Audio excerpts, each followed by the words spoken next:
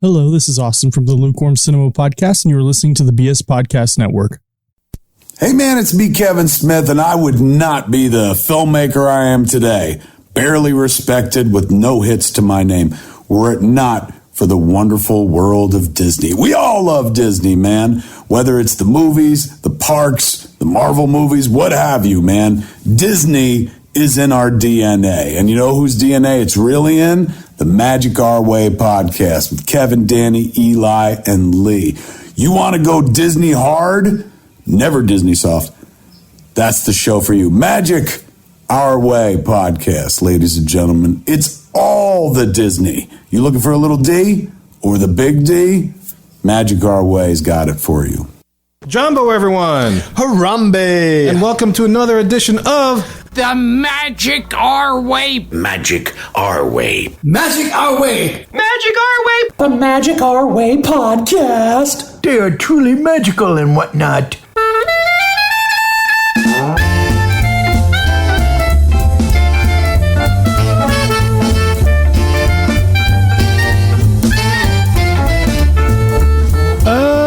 Asante San, everyone. You're listening to the Magic Our Way podcast from New Orleans, Louisiana, in the United States of America. We are artistic buffs talking about Disney stuff, and this is the show in which every opinion is welcome. MagicOurWay.com is where you can find us. For this episode, we're discussing chapters 11 and 12 of The Mandalorian Season 2. My name is Kevin. And I'm Danny. And on this show, we follow the Disney concept of edutainment, where we focus on your entertainment, and along the way, you just might learn a thing or two. Hey. And as always, to join in our discussion, we have our resident comic genius from ivorycomics.com, Mr. Eli Ivory. How you doing, sir? Doing good, man. Did Kevin Smith just say my name? Kevin Smith said your name, my name, Danny's name, and this next guy, I'm about to introduce his name. Oh, all right. Yeah. And the next guy I'm talking about is our resident travel agent from Magical Moments Vacations, the Shaggy TA, Lee Lastavica. Hey. Hey. He said your name, too. He sure did, man. And it wasn't even in talking about snowballing or anything. That was cool. Snowball? Which is what Lee is known for. Oh, yeah. You know. That's his trademark. Right. Yeah, that intro was great, man. That when he first sent that to me to check out, I had tears in my eyes. I was like, "This is awesome." Tears of joy? Yeah, because it's like one of I think I might have mentioned this. It's probably been a while since we've talked about it, but it's definitely one of my podcasting idols for sure. Two guys out of Jersey helped me inspire to start this thing. You're choking up just talking about it. I am. I can't even get it out. It's coming full circle. It is. This is pretty awesome. It's so cool that he did that. That's how snowballing works. Does it? It's not snowballing if there's no choking. I got to look it up in the Urban Dictionary. I don't know what that means. The personal message he left was awesome as well. That was cool. Yeah. We'll have to play that one day. It won't be on the intros, but we'll have to play that separately one day just to hear what he says. That's pretty cool. Yeah. Yeah, it makes me want to write him and say thanks. And speaking of giving thanks, this is the Wandu Wednesday before Thanksgiving, so I want to make sure say happy Thanksgiving to everybody in the United States of America. Wait, it's Thanksgiving. Where's Keith? I don't know. Where is Keith? He's Keith! on the show. Thanksgiving show. What? Yes. No. Thanksgiving. He's staying off site.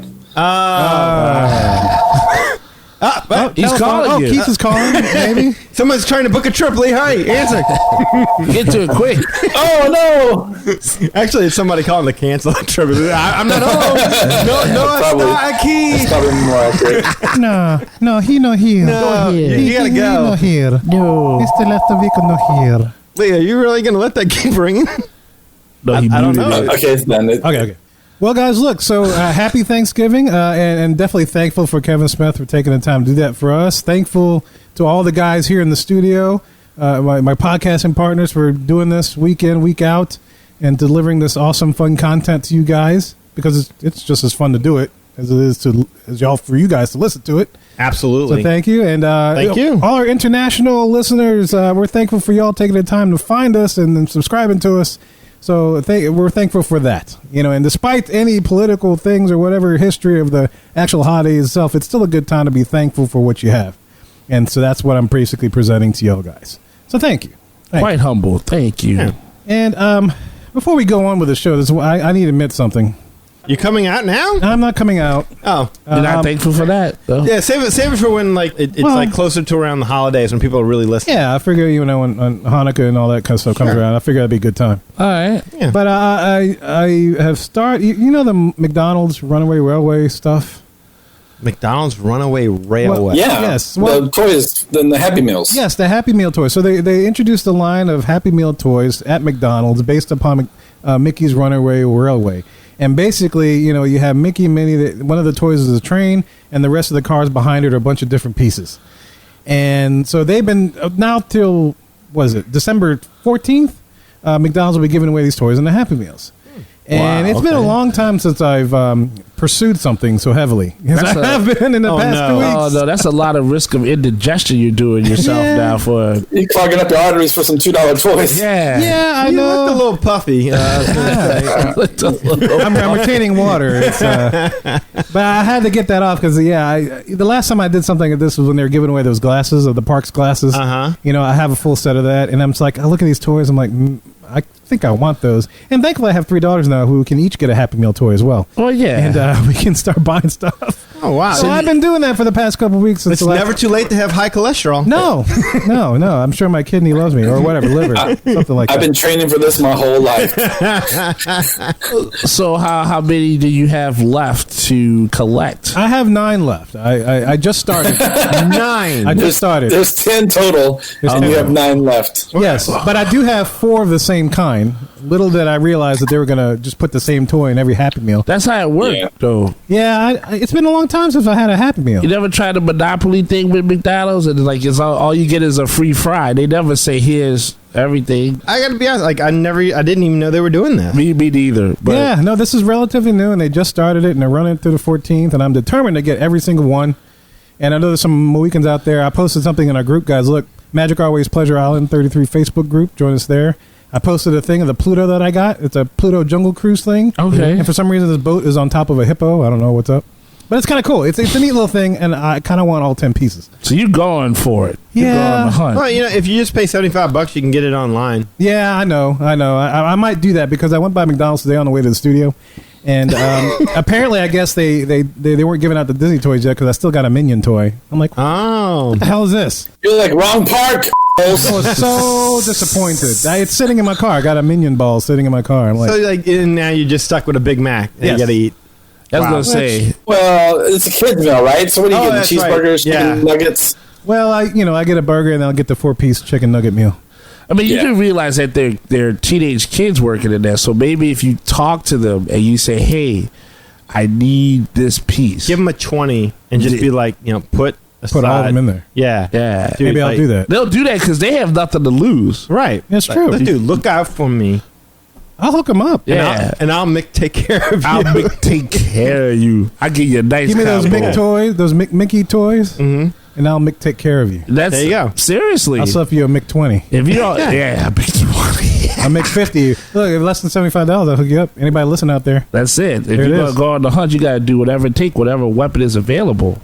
Yes. So yeah, talk to them kids. So I just wanted to get that off my chest because I've been pursuing that heavily. Kirk is probably listening to this right now, and he's on the case. He is. I probably is. guarantee you. We're going to have a set of those in the studio. Watch. It'll be great. But look, speaking of gifts and toys, man, of course, this is Thanksgiving week, and we got Black Friday coming up. If you're going to do some shopping over on Amazon, Magic Our Way does have an Amazon store. So make sure you go patronize our stuff. That great stocking stuffers with some of those books. Some of the books are too big, so you might want to wrap them up. But make sure you throw those in there. Cooking utensils, our sound gear. You can see what we use if you want to match this lovely atmosphere that we're providing for you in your ear holes. It'll be great. But look, Amazon.com/shop/Magic Our Way, and every purchase will support our show. Absolutely. Yeah, man, I've been buying stuff just that ain't even on the shop. I just add it into the shop before I buy it. So, if there's something that somebody really wants, let me know, and we can add it into the shop, and then you can go in and purchase it that way. So if you're going to buy it anyway. That's right. And 'tis the season for shopping, so go for it. Don't forget the Magic Our Way podcast. Let us know. We've had a couple of weekends already reach out and say, hey, put this on the shop, and I'll buy it from y'all. Nice. And I said, okay, it is on. And they bought it. And Yeah, it's great. I ain't gonna say to the listener who bought the double-sided dildo, but we were happy to put it in. Thank you. I want to talk to the person that bought that. It's the person with the biggest smile. Yes. Whoever's got the biggest smile bought that. There you go. Yeah, the happiest Mohican ever. That's it. And look, guys, today, as I mentioned at the top of our show, we are discussing The Mandalorian Season 2, beginning with chapters 11 and 12, which is episodes 3 and 4 of Season 2. Now that we are at the third episode, let's talk about how we feel about this. So, enough of our jibber jabber. Let's go discuss some Mandalorian magic. Oh, thank the Force!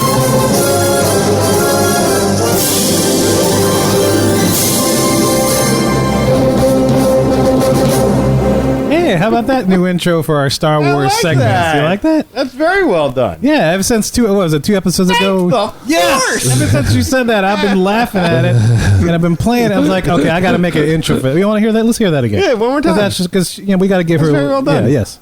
Oh, thank the Force!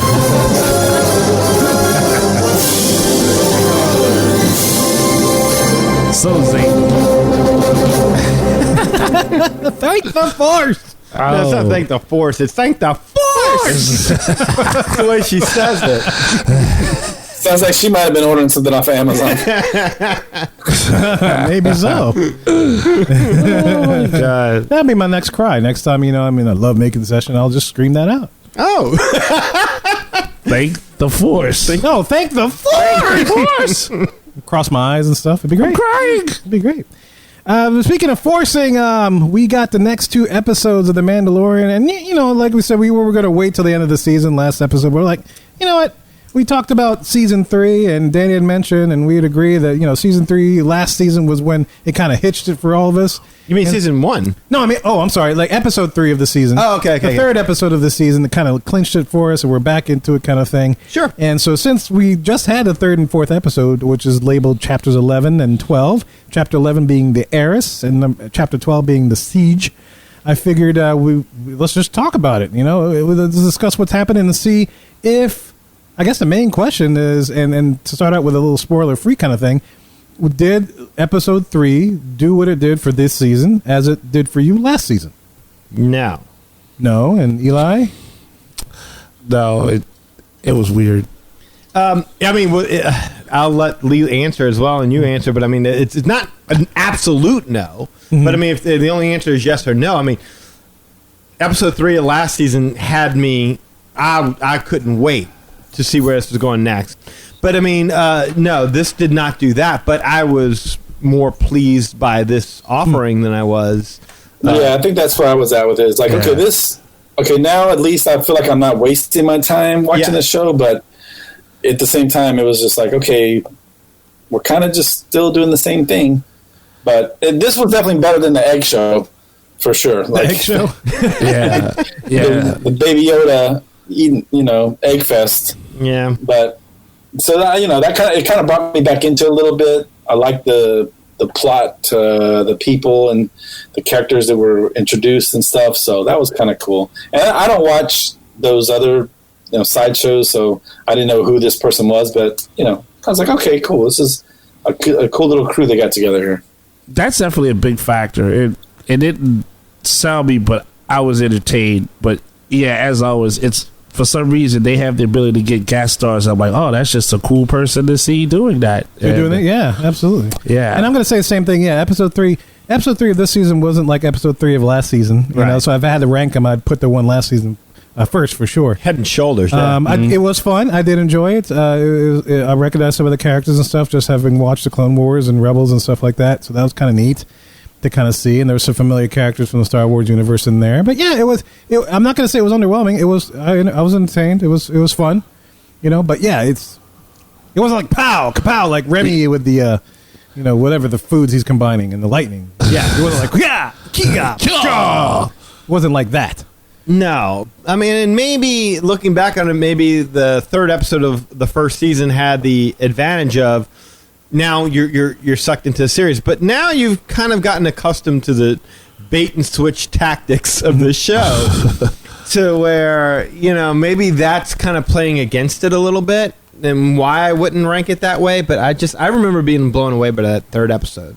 Yeah, no, last week it was great because that was the whole Mandalorian battle. Mm-hmm. Yeah, well, it was just him doing his thing, and then this one, his mission is a lot more defined, and so you want it to pay off, and that's always the thing. Mm-hmm. You don't get that, but you're entertained while you're watching yourself not getting served the plot you want. That makes any sense. Speaking of entertain, so that was chapter 11 for the most part. We'll go more into this when we get into spoilers, but what about chapter 12, the one that followed it?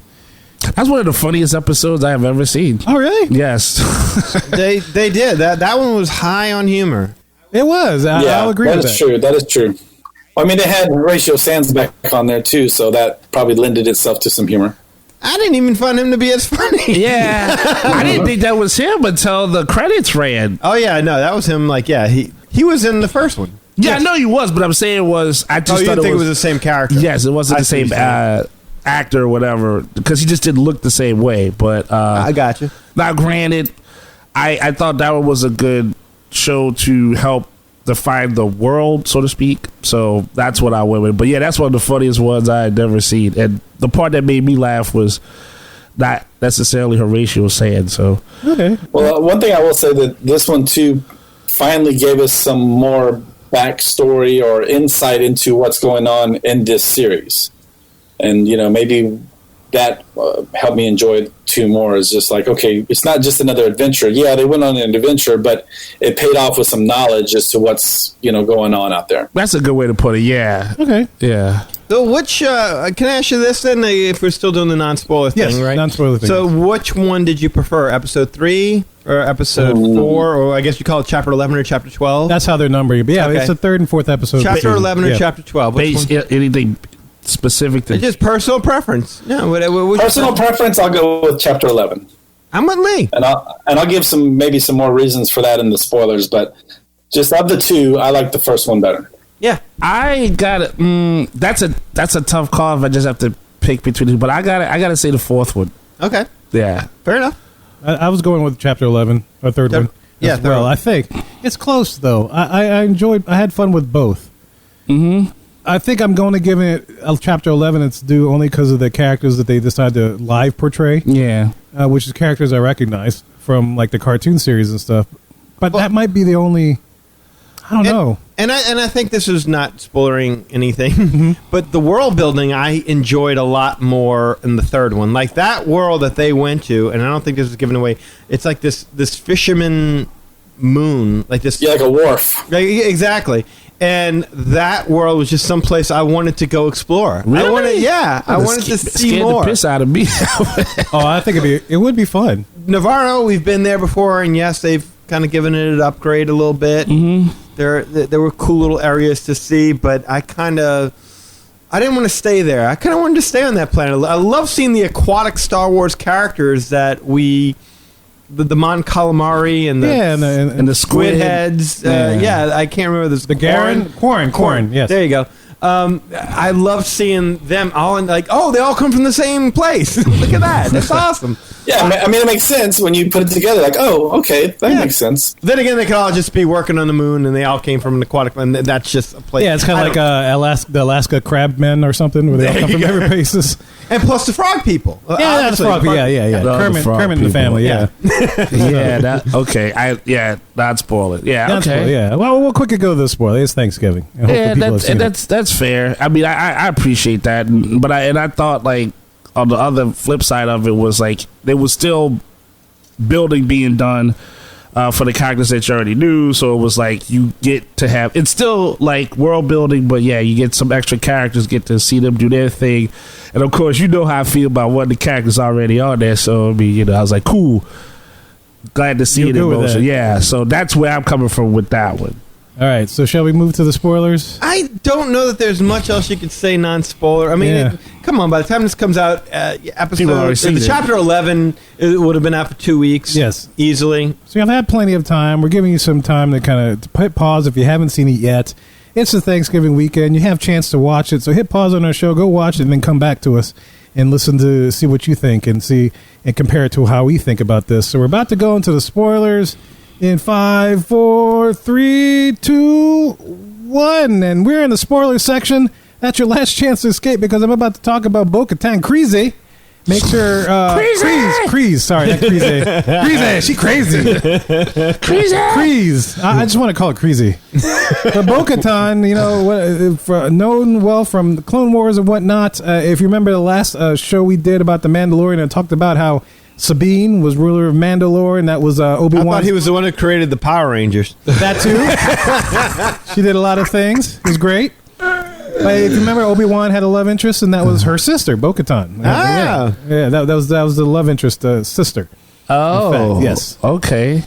Yes. So not as a spoiler, but Sabine died, and so Bo-Katan, she was ruling, and she had the dark saber. It was a whole thing. You can go watch. People, I'm sure, watch. She's got issues, huh? She's got issues. Well, she's always been quite fiery. Even in the cartoons, she's quite fiery as compared to her sister. Sister was pretty chill. Yeah, I liked her. I like the actress. I've seen her in other stuff, so that's one of those treats that the show provides, where it's like, oh, you take off the helmet, like, oh wow, okay, didn't know you were in this show.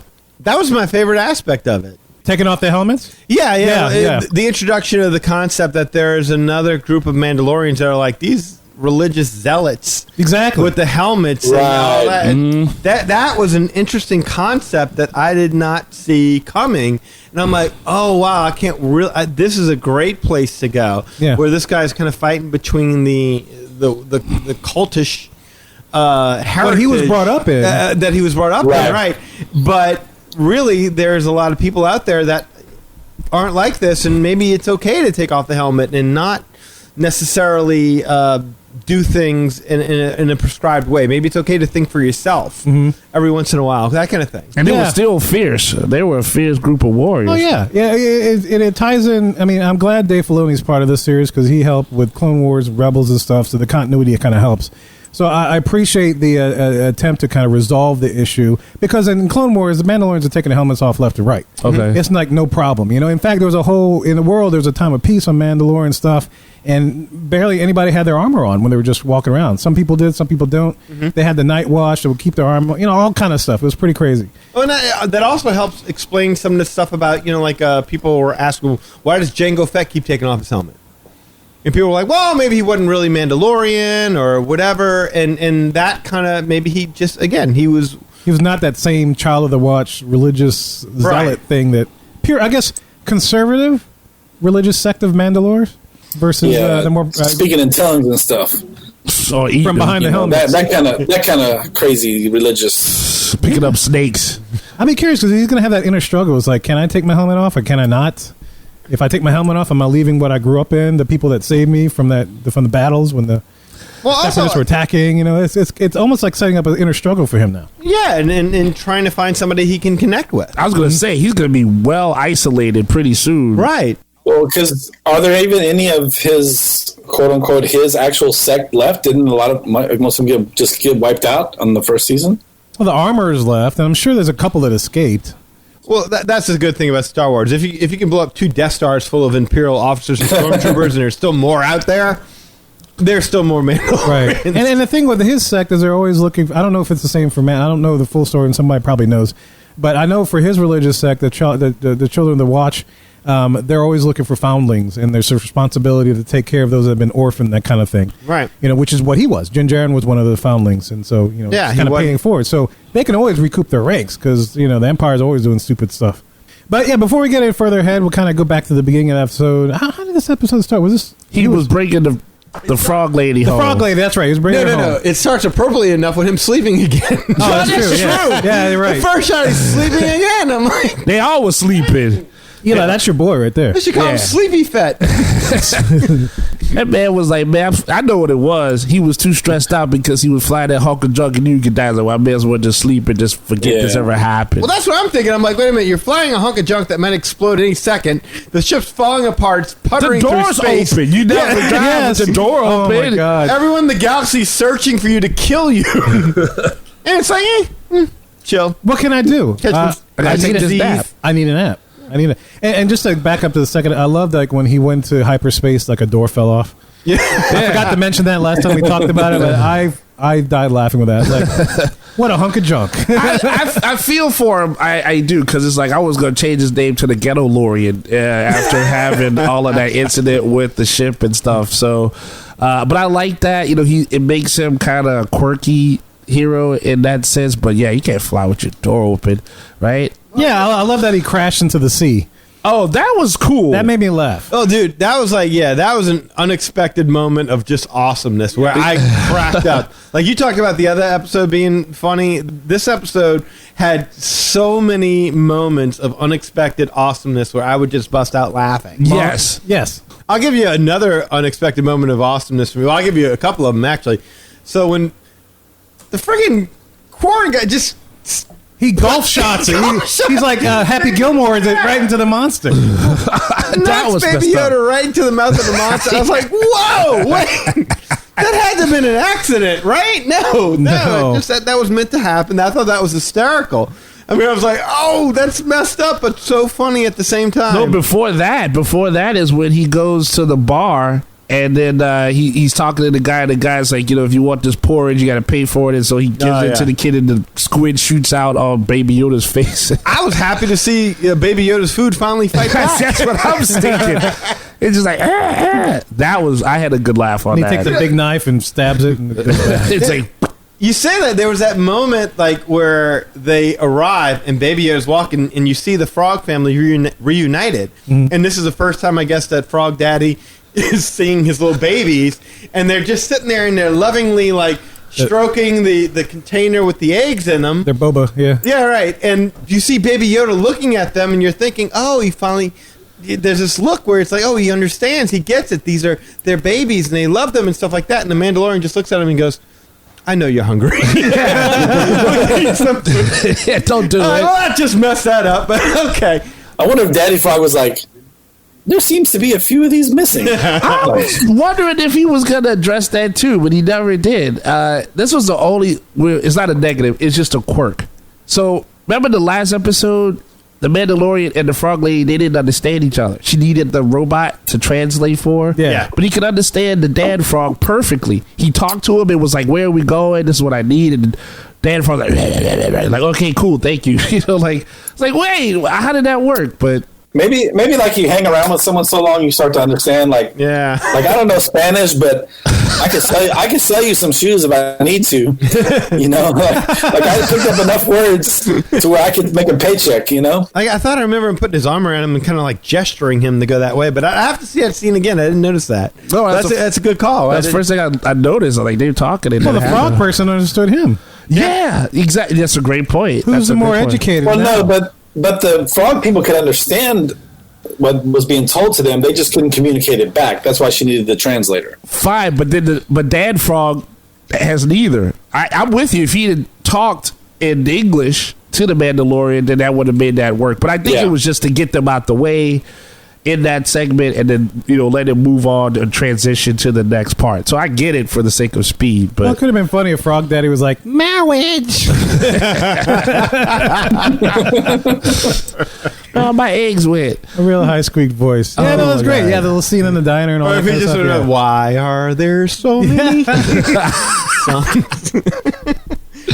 I'm sorry, Dan. We've evolved since then. We do not sing such things. Not all frogs sing about rainbow. That's right. We don't play ukuleles or whatever that he plays. Banjos. We don't play banjos.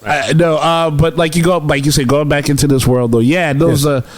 What do you say those the creatures were which are the squids? Oh, that's Quarren. The Quarren. Yeah, man, those guys were a trip. I enjoyed them as villains. I did too. Like you said, they knocked Baby Yoda in the pit with the monster, and then they were like, "Yeah, we gonna get all this dude." Like, cause I was like, "Man, why y'all beating them up?" They're like, we gonna get all this armor. We gonna get paid. I'm like, see, I like that. Like. Yeah.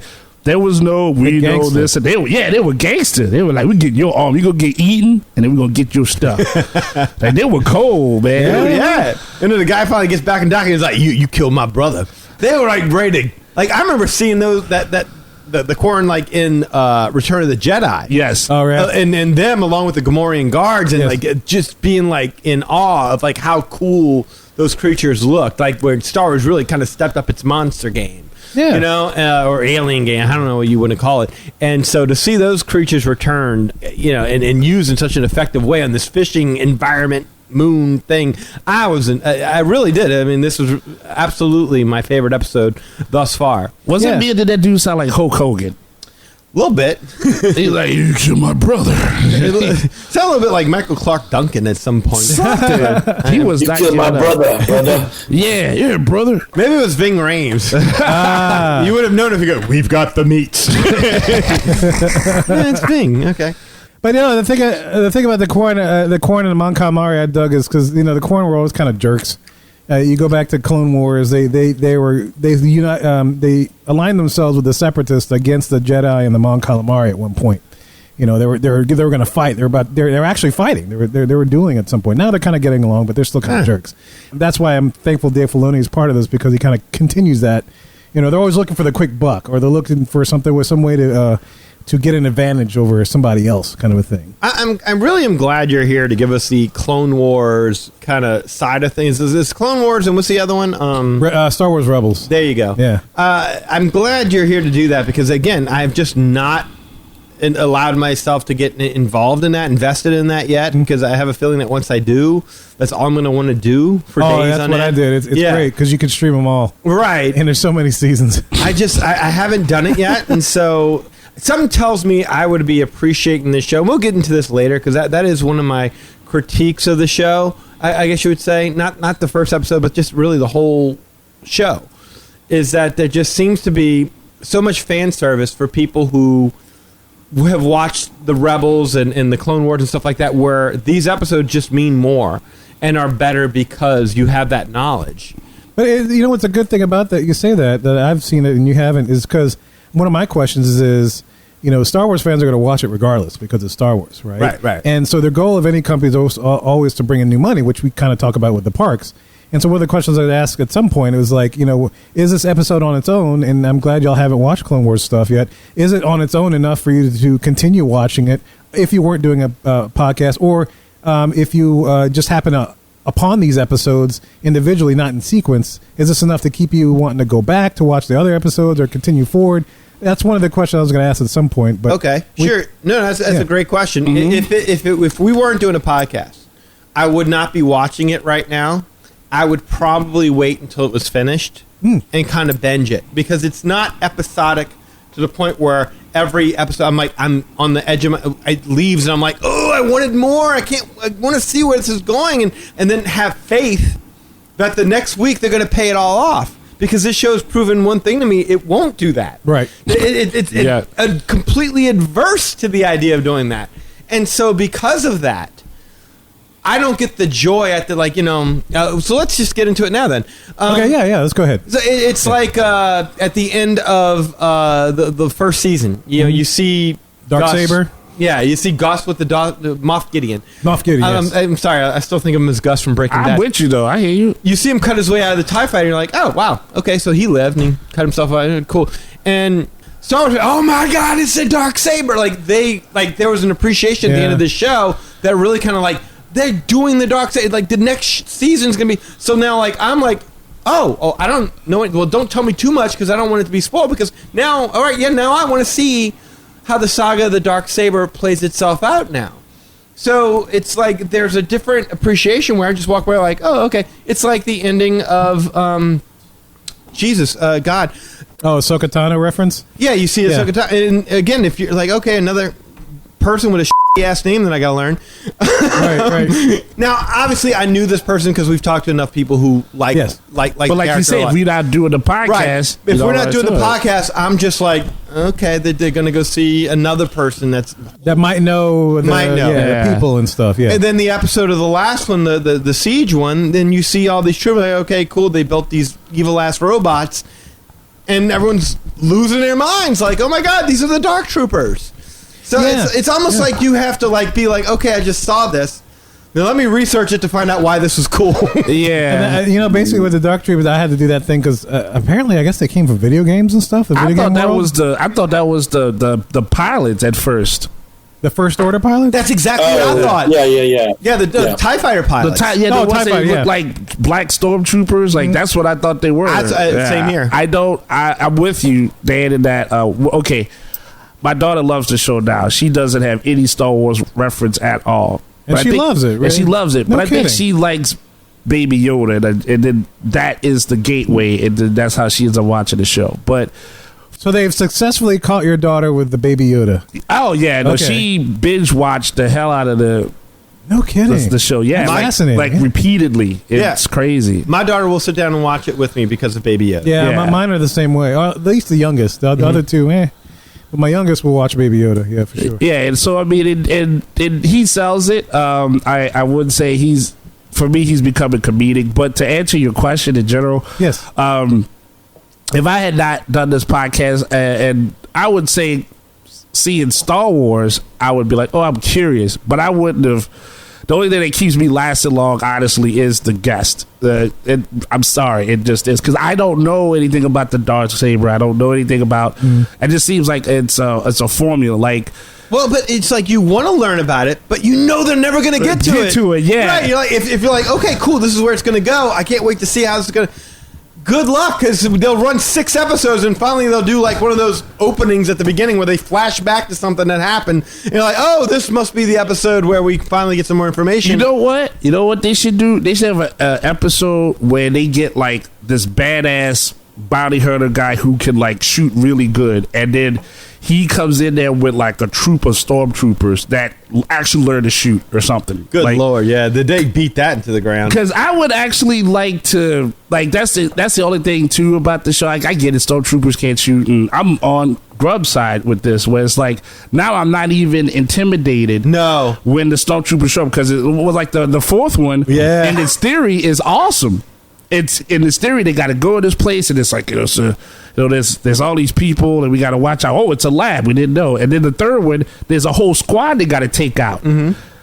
But the stormtroopers, they not only do they miss badly, they just get picked off like that. Like there's just no threat. Ever since the first season when they had the flamethrower one, it's the last time I got scared by a stormtrooper. The blue guy was a better shot than the freaking stormtroopers were, and he didn't even want to be there. He had no experience with this whatsoever, and he was a better shot than the stormtrooper. Even the pilots couldn't shoot. Oh my god! I mean, it was just the only time they even hit the freighter was by accident. When one of them got shot and crashed, and a chunk of the ship happened to roll over and hit the freighter. But other than that, nothing. Yeah, it's a lot of stormtroopers in hallways fighting. Yeah, biker scouts are a little more intimidating in this one. Yeah, I like the biker scouts. Except for the guy who held the grenade for like ever. Should I use this or where? Was that the episode of Family Guy that told him, "This is my buddy Gene"? Were you killing it?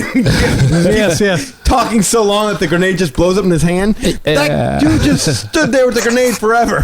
Like, where do I put this? Carl was like, "Got your ass." But let me just say this. Like, I think what would help this whole situation is like if it was like the old MTV pop-up video, where like something would pop up on the screen and you're like, boop, this is the character from so-and-so. His relevance is blah blah blah. You know, it's like you can't keep up with all this stuff. Like, and I hope this doesn't sound offensive, but like, how does people have time to delve into it this deep? Like, I guess maybe like they've along their lives been, you know, reading all the books and seeing all the. I mean, I just saw the first 3 Star Wars and I was happy, you know. So I couldn't so agree. It's like, yeah, like after that ended, I never continued on with any other Star Wars stuff. I didn't read any books or comics or you know, now that the Clone Wars are out and stuff like that, I never watched all that. So you're definitely at a disadvantage if you don't have that information, if you don't have that knowledge. I couldn't agree with you morally from the answer, because I'm the exact same way. I saw the first 3 and I was good. I'm like, I'm happy. It wasn't like I was, because I tried droids. I tried the Ewoks cartoon. You can't use that as an example. I forgot about that. As a jumping off point. Dude, I tried, what was that animated, what was that? Star Wars babies? Oh, no. Yeah, I tried to Star Wars.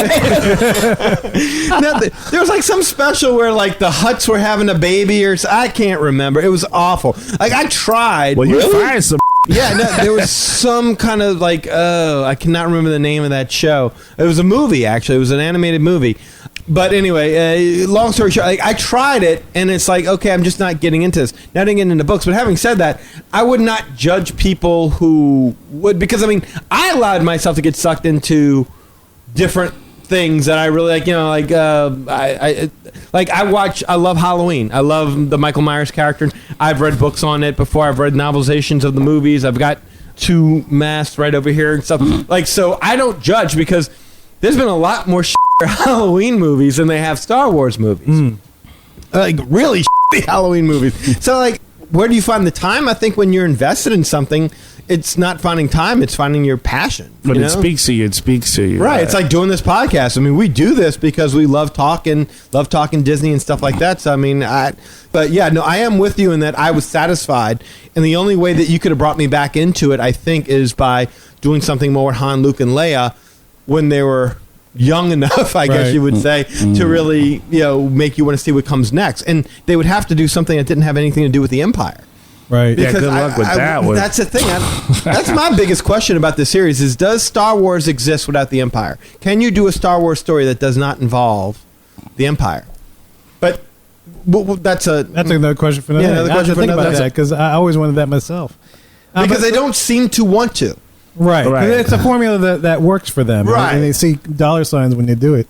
But I would challenge them to do so, to explore it. I would too. Lee, just to answer your question, for me, I didn't sit down and watch the Clone Wars like consecutively. This took me like maybe a year and a half to finish them all because there's so many episodes, and I even had a couple of gaps in there, so I'd watch 1 or 2 episodes before going to bed and stuff, just to kind of keep things going, just because there were so many. But yeah, it took some time, so I can't say I invested a lot of time into it, other than like maybe an hour before bedtime. I just kind of watched 2 episodes here and there, and that was pretty much it. Yeah. Over the last years and years and years, you've built up this knowledge. So if you haven't done that, then you kind of are stuck now, because like I don't have time to go back and figure all this stuff out. Now, I guess that's my question is, like, would you still appreciate it without that knowledge? If they paid it off? Yeah. I think so. I mean, I still enjoy the show. I mean, obviously right now I'm watching it, I'm enjoying it, so yes. But I think that it's unfortunate that you're at a disadvantage without that knowledge. Or that you don't have the richness of the story without it. That's it. A perfect example, because the piggyback off of that is, so the Darksaber, right? That's a perfect example. Okay, so if I'm not on the show, when you explain it to Danny, because Danny had asked about it. That's Eli's stage name. That's also Eli's stage name. Oh, man, I told you to tell nobody about that. Coming to the stage, Darksaber. Wow. Look at that swing. Watch out now, duck. I was thinking there's a part in that episode where the lady's like, I gotta get the Darksaber so I can go back and rule and everything. Bring back Mandalore, Mandalore. Okay, so she doesn't say that's what you like. You don't hear about it until she says that he took something from me, so I can go back and rule Mandalore. It's not until she grabs the man in black from Lost, which I thought was another great cameo, and is shaking him up. Yeah.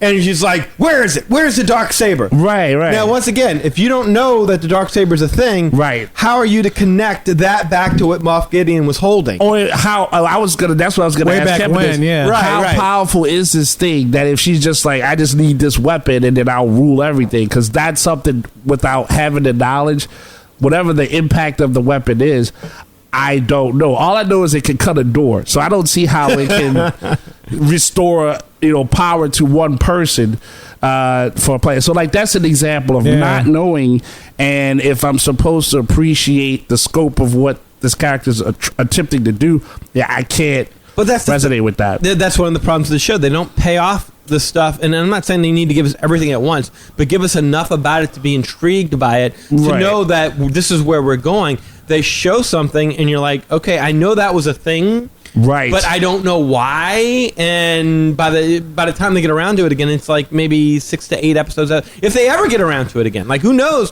Like, you saw Boba Fett. You're like, well, maybe he'll factor into the show here or there, but no, he doesn't really. You haven't seen him since then, but who knows? Maybe in the next episode they'll do a flashback and you'll see Boba Fett standing there, and you're like, oh, now he's going to be in this episode. So I know. Just the same thing with.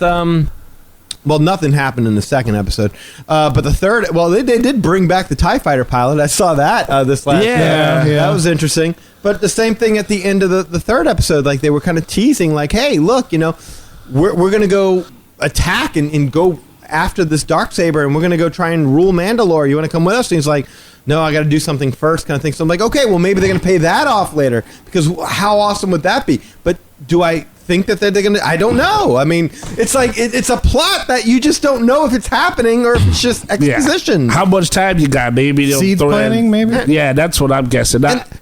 dialogue is so clunky that to follow along with it sometimes it's like you have to rewind. Like what were they saying? Oh, man, okay. I was curious about this because clunky is that's an interesting word. Like, okay, are the Mandalorians telepathic or something?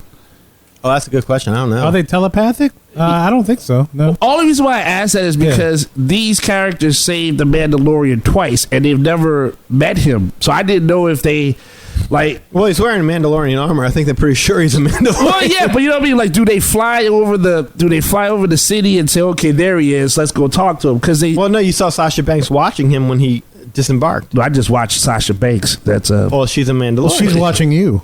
I wish. On Cameo for $600. Oh, well, Darksaber could pull that off. Okay, so when they saved him, Sorry. you just caught that. I did. That's what I'm calling it from now on. Don't call it at all. No, I'm not going to call it. I'm just referring to it as You're Dark back. I like that he has a pet name for it. Yeah, like doesn't even like consult me about it. He's just that's what I'm naming. No, it. you got the Darksaber. That's it. I'm gonna cut a door. Watch out. Powerful. That's how I got to do. You can rule the world with that thing. Apparently, where's Mandalore when you need it? Mandy who? I'm working. Yeah, I'm working on Mandy Moore. Oh, Mandy Moore. Oh, yeah. Yeah, Mandy Moore. Trying to work on paying the house loan. There's a chance I can rule a planet. I think I'm going there. So okay. So they just know that he's just wherever he is. They just know he's just there. And again, that's a quirk. I wasn't upset by it. I was just curious because I'm like, well, maybe that's something I don't think, aware of. I don't think that's true. I don't think that she just happened to be in the docks when he showed up. She saw him. She goes and lets the people know. They see him get on the freighter. I don't know that you see him get on that freighter or whatever, that boat that he was on. But it's reasonable to assume they're hanging out at the docks that maybe hey, there's this dude. He's a Mandalorian. He just showed up. Come see. They see him go on the ship. They know these guys are nefarious. They know that they want Beskar Arbor. So they go out there. They follow him. That's true, yeah. Yeah, it makes perfect sense. Okay, no, and then that's when he right. leaves, he's like, that's it. Screw you guys, I'm going home.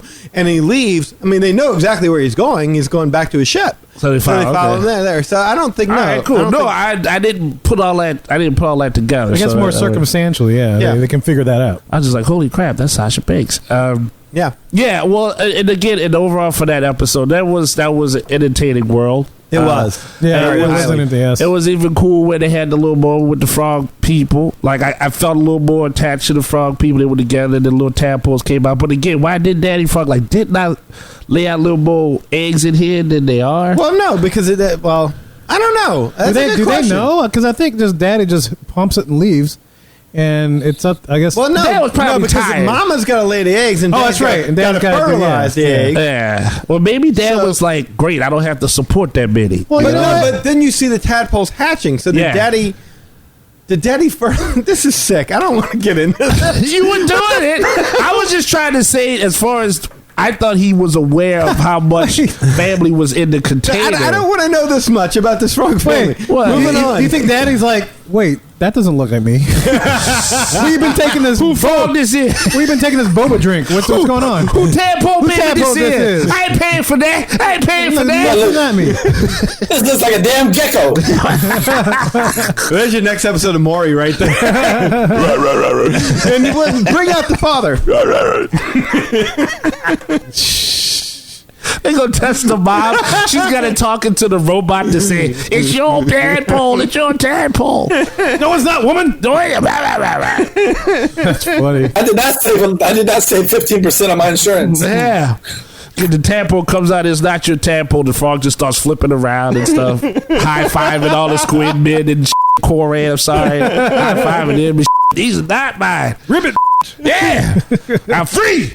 But I was wondering, if in that scene where Baby Yoda sees the little eggs hatch and now the tadpoles swimming around. Yeah, that was cool. Maybe he finally understood. Oh, they were babies. That's why I shouldn't have been eat this. Yeah, I think he did, right? Because then towards the end, when the Mandalorian had to pick him up, he was like, no, we can't take him with it. I thought he was like, I like it. It's cute. Let's take him. Pets. And yeah, I have enough pets. So that's what I took that, which I totally understand. Cause there's a realization on Baby Yoda's part. It's in this one and the next one, which I know we'll flow into. They do give Baby Yoda these weird quirks, but yet I still would like to see Force Baby Yoda. like they established in the beginning. Like, you got to see a little bit of Force Baby Yoda in the last one. Well, that's true, but it's Right, like, yeah. Boy, one of those macaroons. yeah, he sure did. Huh?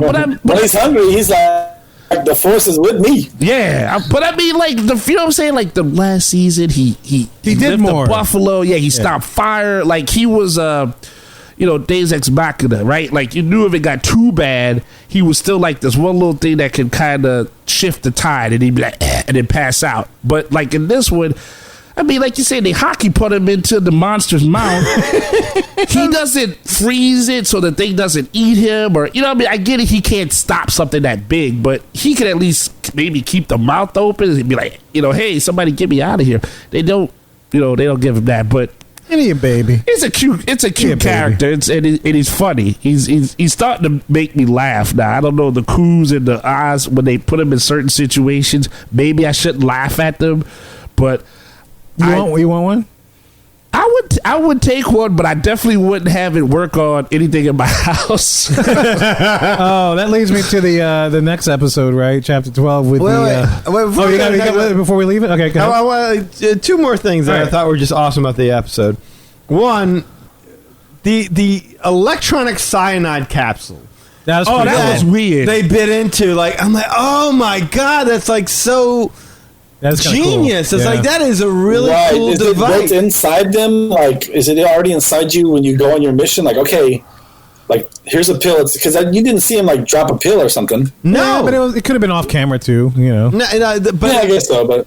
you say, that's something you hear about, in war, that the people, they have the cyanide capsules. Yeah. If they caught across enemy lines, you bite into it and boom, you're dead, and that's the end of you. And just whatever, that just wasn't even on my radar because the Empire doesn't even want to pay for stormtroopers to learn how to shoot, let alone cyanide capsules. They totally could. There they are. It's like, wow, I've never seen the introduction of that device. So I thought that was really cool. In the second unexpected, this is like the fourth, I should say, unexpected moment of awesomeness, and one of my favorites, and I laughed out loud generally when this happened, was when he radioed back to the Man in Black, and he goes, well, where are they? Well, in the cargo control area. Yes. Where? Where? And then they open it. Yeah, and it just gets sucked out. They get sucked down. Oh, I thought that was hysterical. I lost my shit. Like that was a funny scene.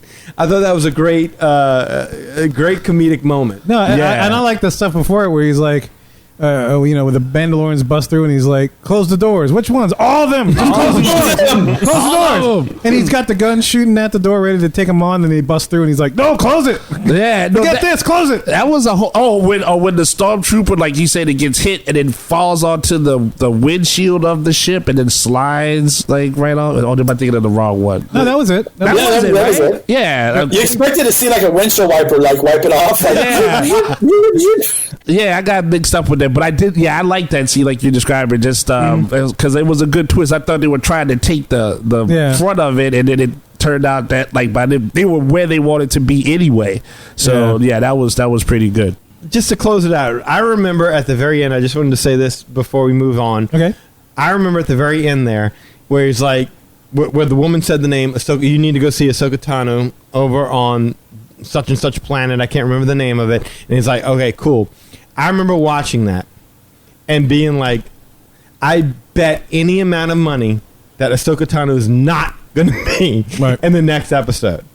I just want to say that real big. That's how much a series messes with your head. I will not take you up on that bet either. Yeah, like whenever you see something tease at the end, do not think it's going to happen in the next episode because Right. I automatically because they got to make a pit stop before they get there. right. In Basically. fact, now you say that, Lee, like there's a part there, and I know we're jumping ahead a little bit, and I hate that, but when you see that battle happening in the fourth episode. And then they're escaping in the freighter, and there's a shootout, and the Razor Crest shows up, and he saves the day, and he's fighting with the TIE fighters.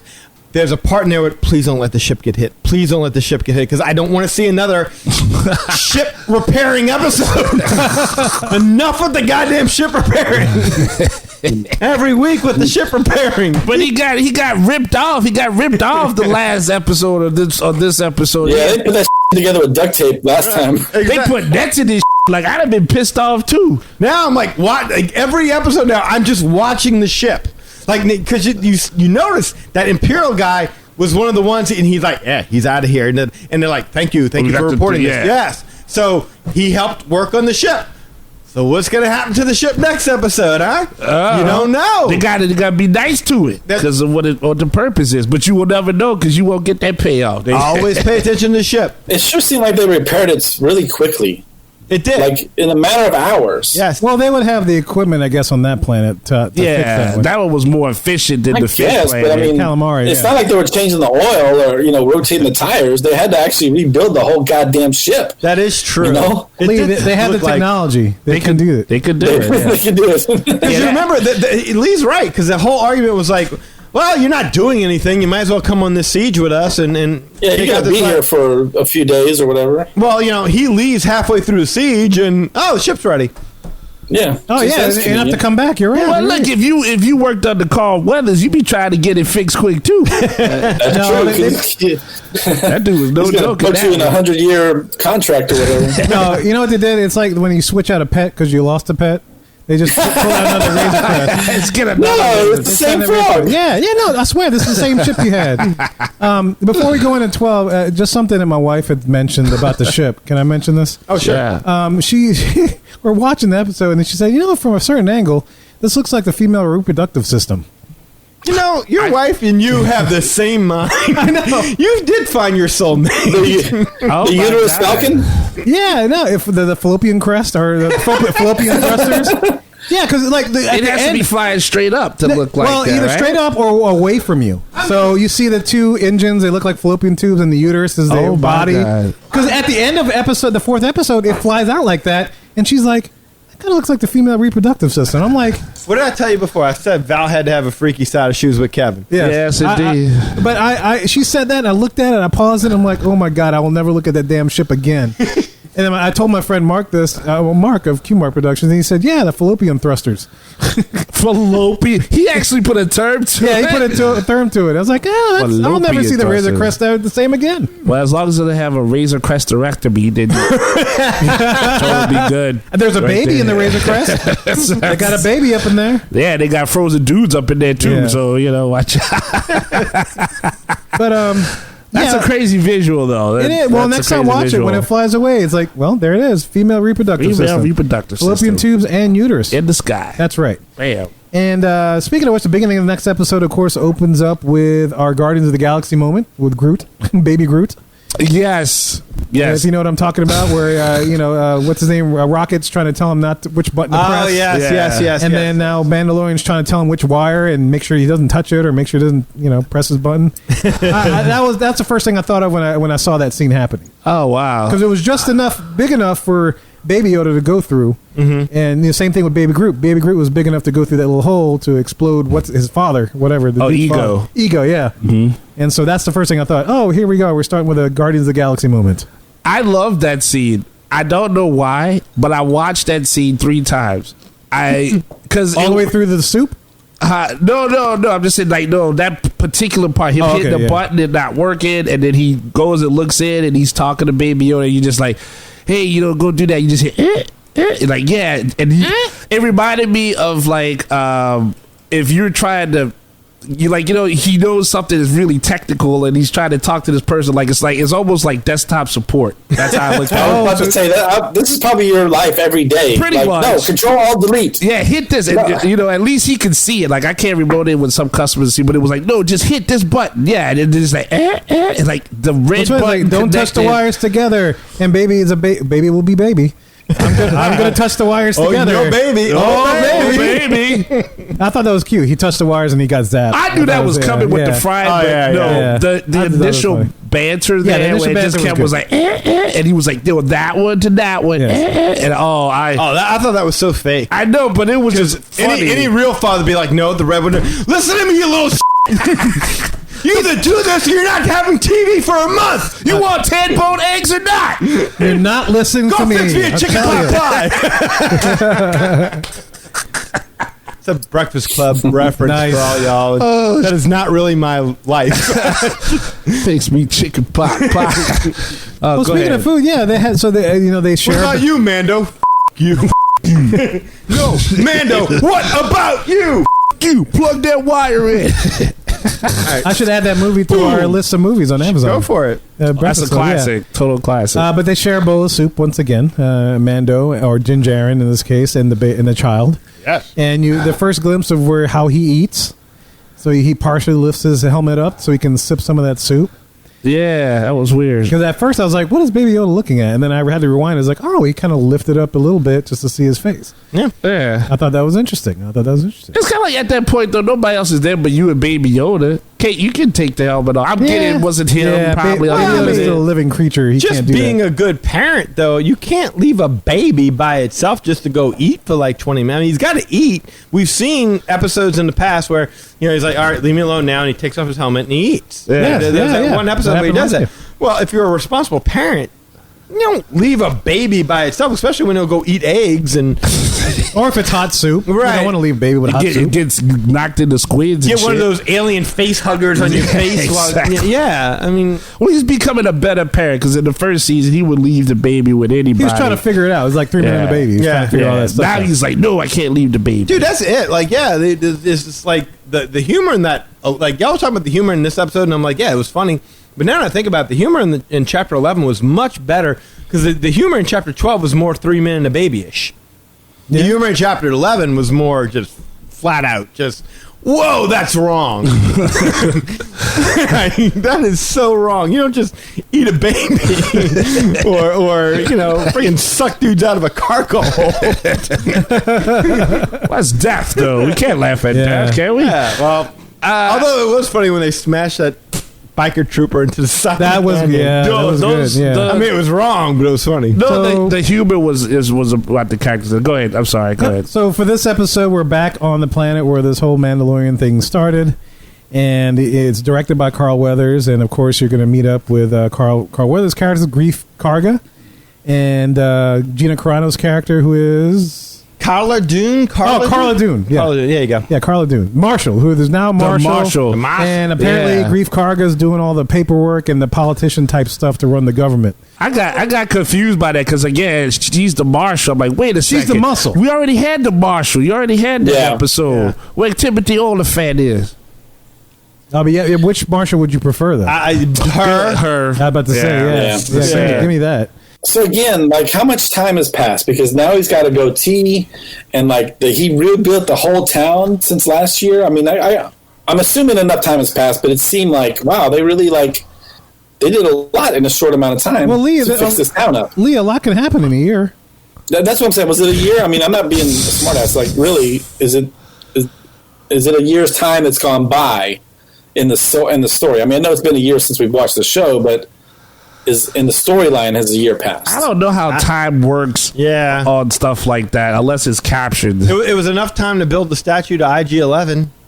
Yeah, that's true. I mean, they had a bunch of. I got to think that maybe it wasn't that far off because there was a lot of umbrellas and tents and stuff, right, for shops. So maybe it wasn't that sophisticated a thing to throw up in a week, maybe.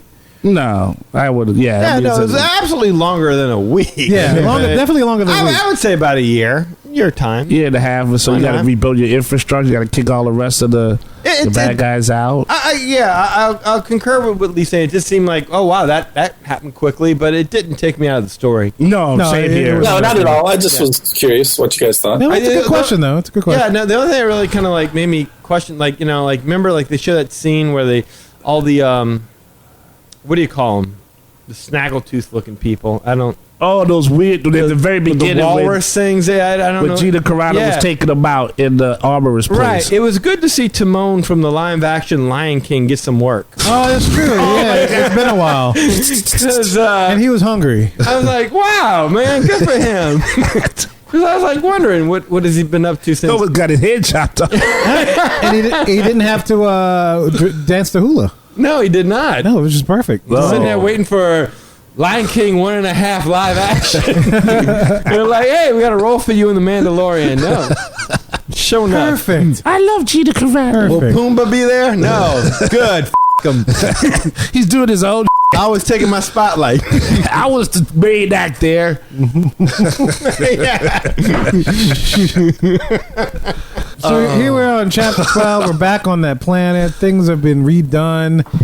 There's still an Empire stronghold of sorts. Not much of one, though. Enough to them not have a peaceful planet, apparently. Well, Reef Karga's looking to make a respectable place out of this Outer Rim joint. I didn't get that impression. I got the impression that it was like a nuisance to them to know that the Empire was still there. Yes, and that at any point in time they could go in and make trouble. I got the impression that the Empire hadn't really done anything up to this point, but it's like, you know them, they're the Empire. Sooner or later, they're going to come over here. They're keeping it close to the vest. It was kind of like Empire gentrification. Yeah? Yeah, think about it. Like, they're on the other side of the planet, have nothing to do with the town. Right.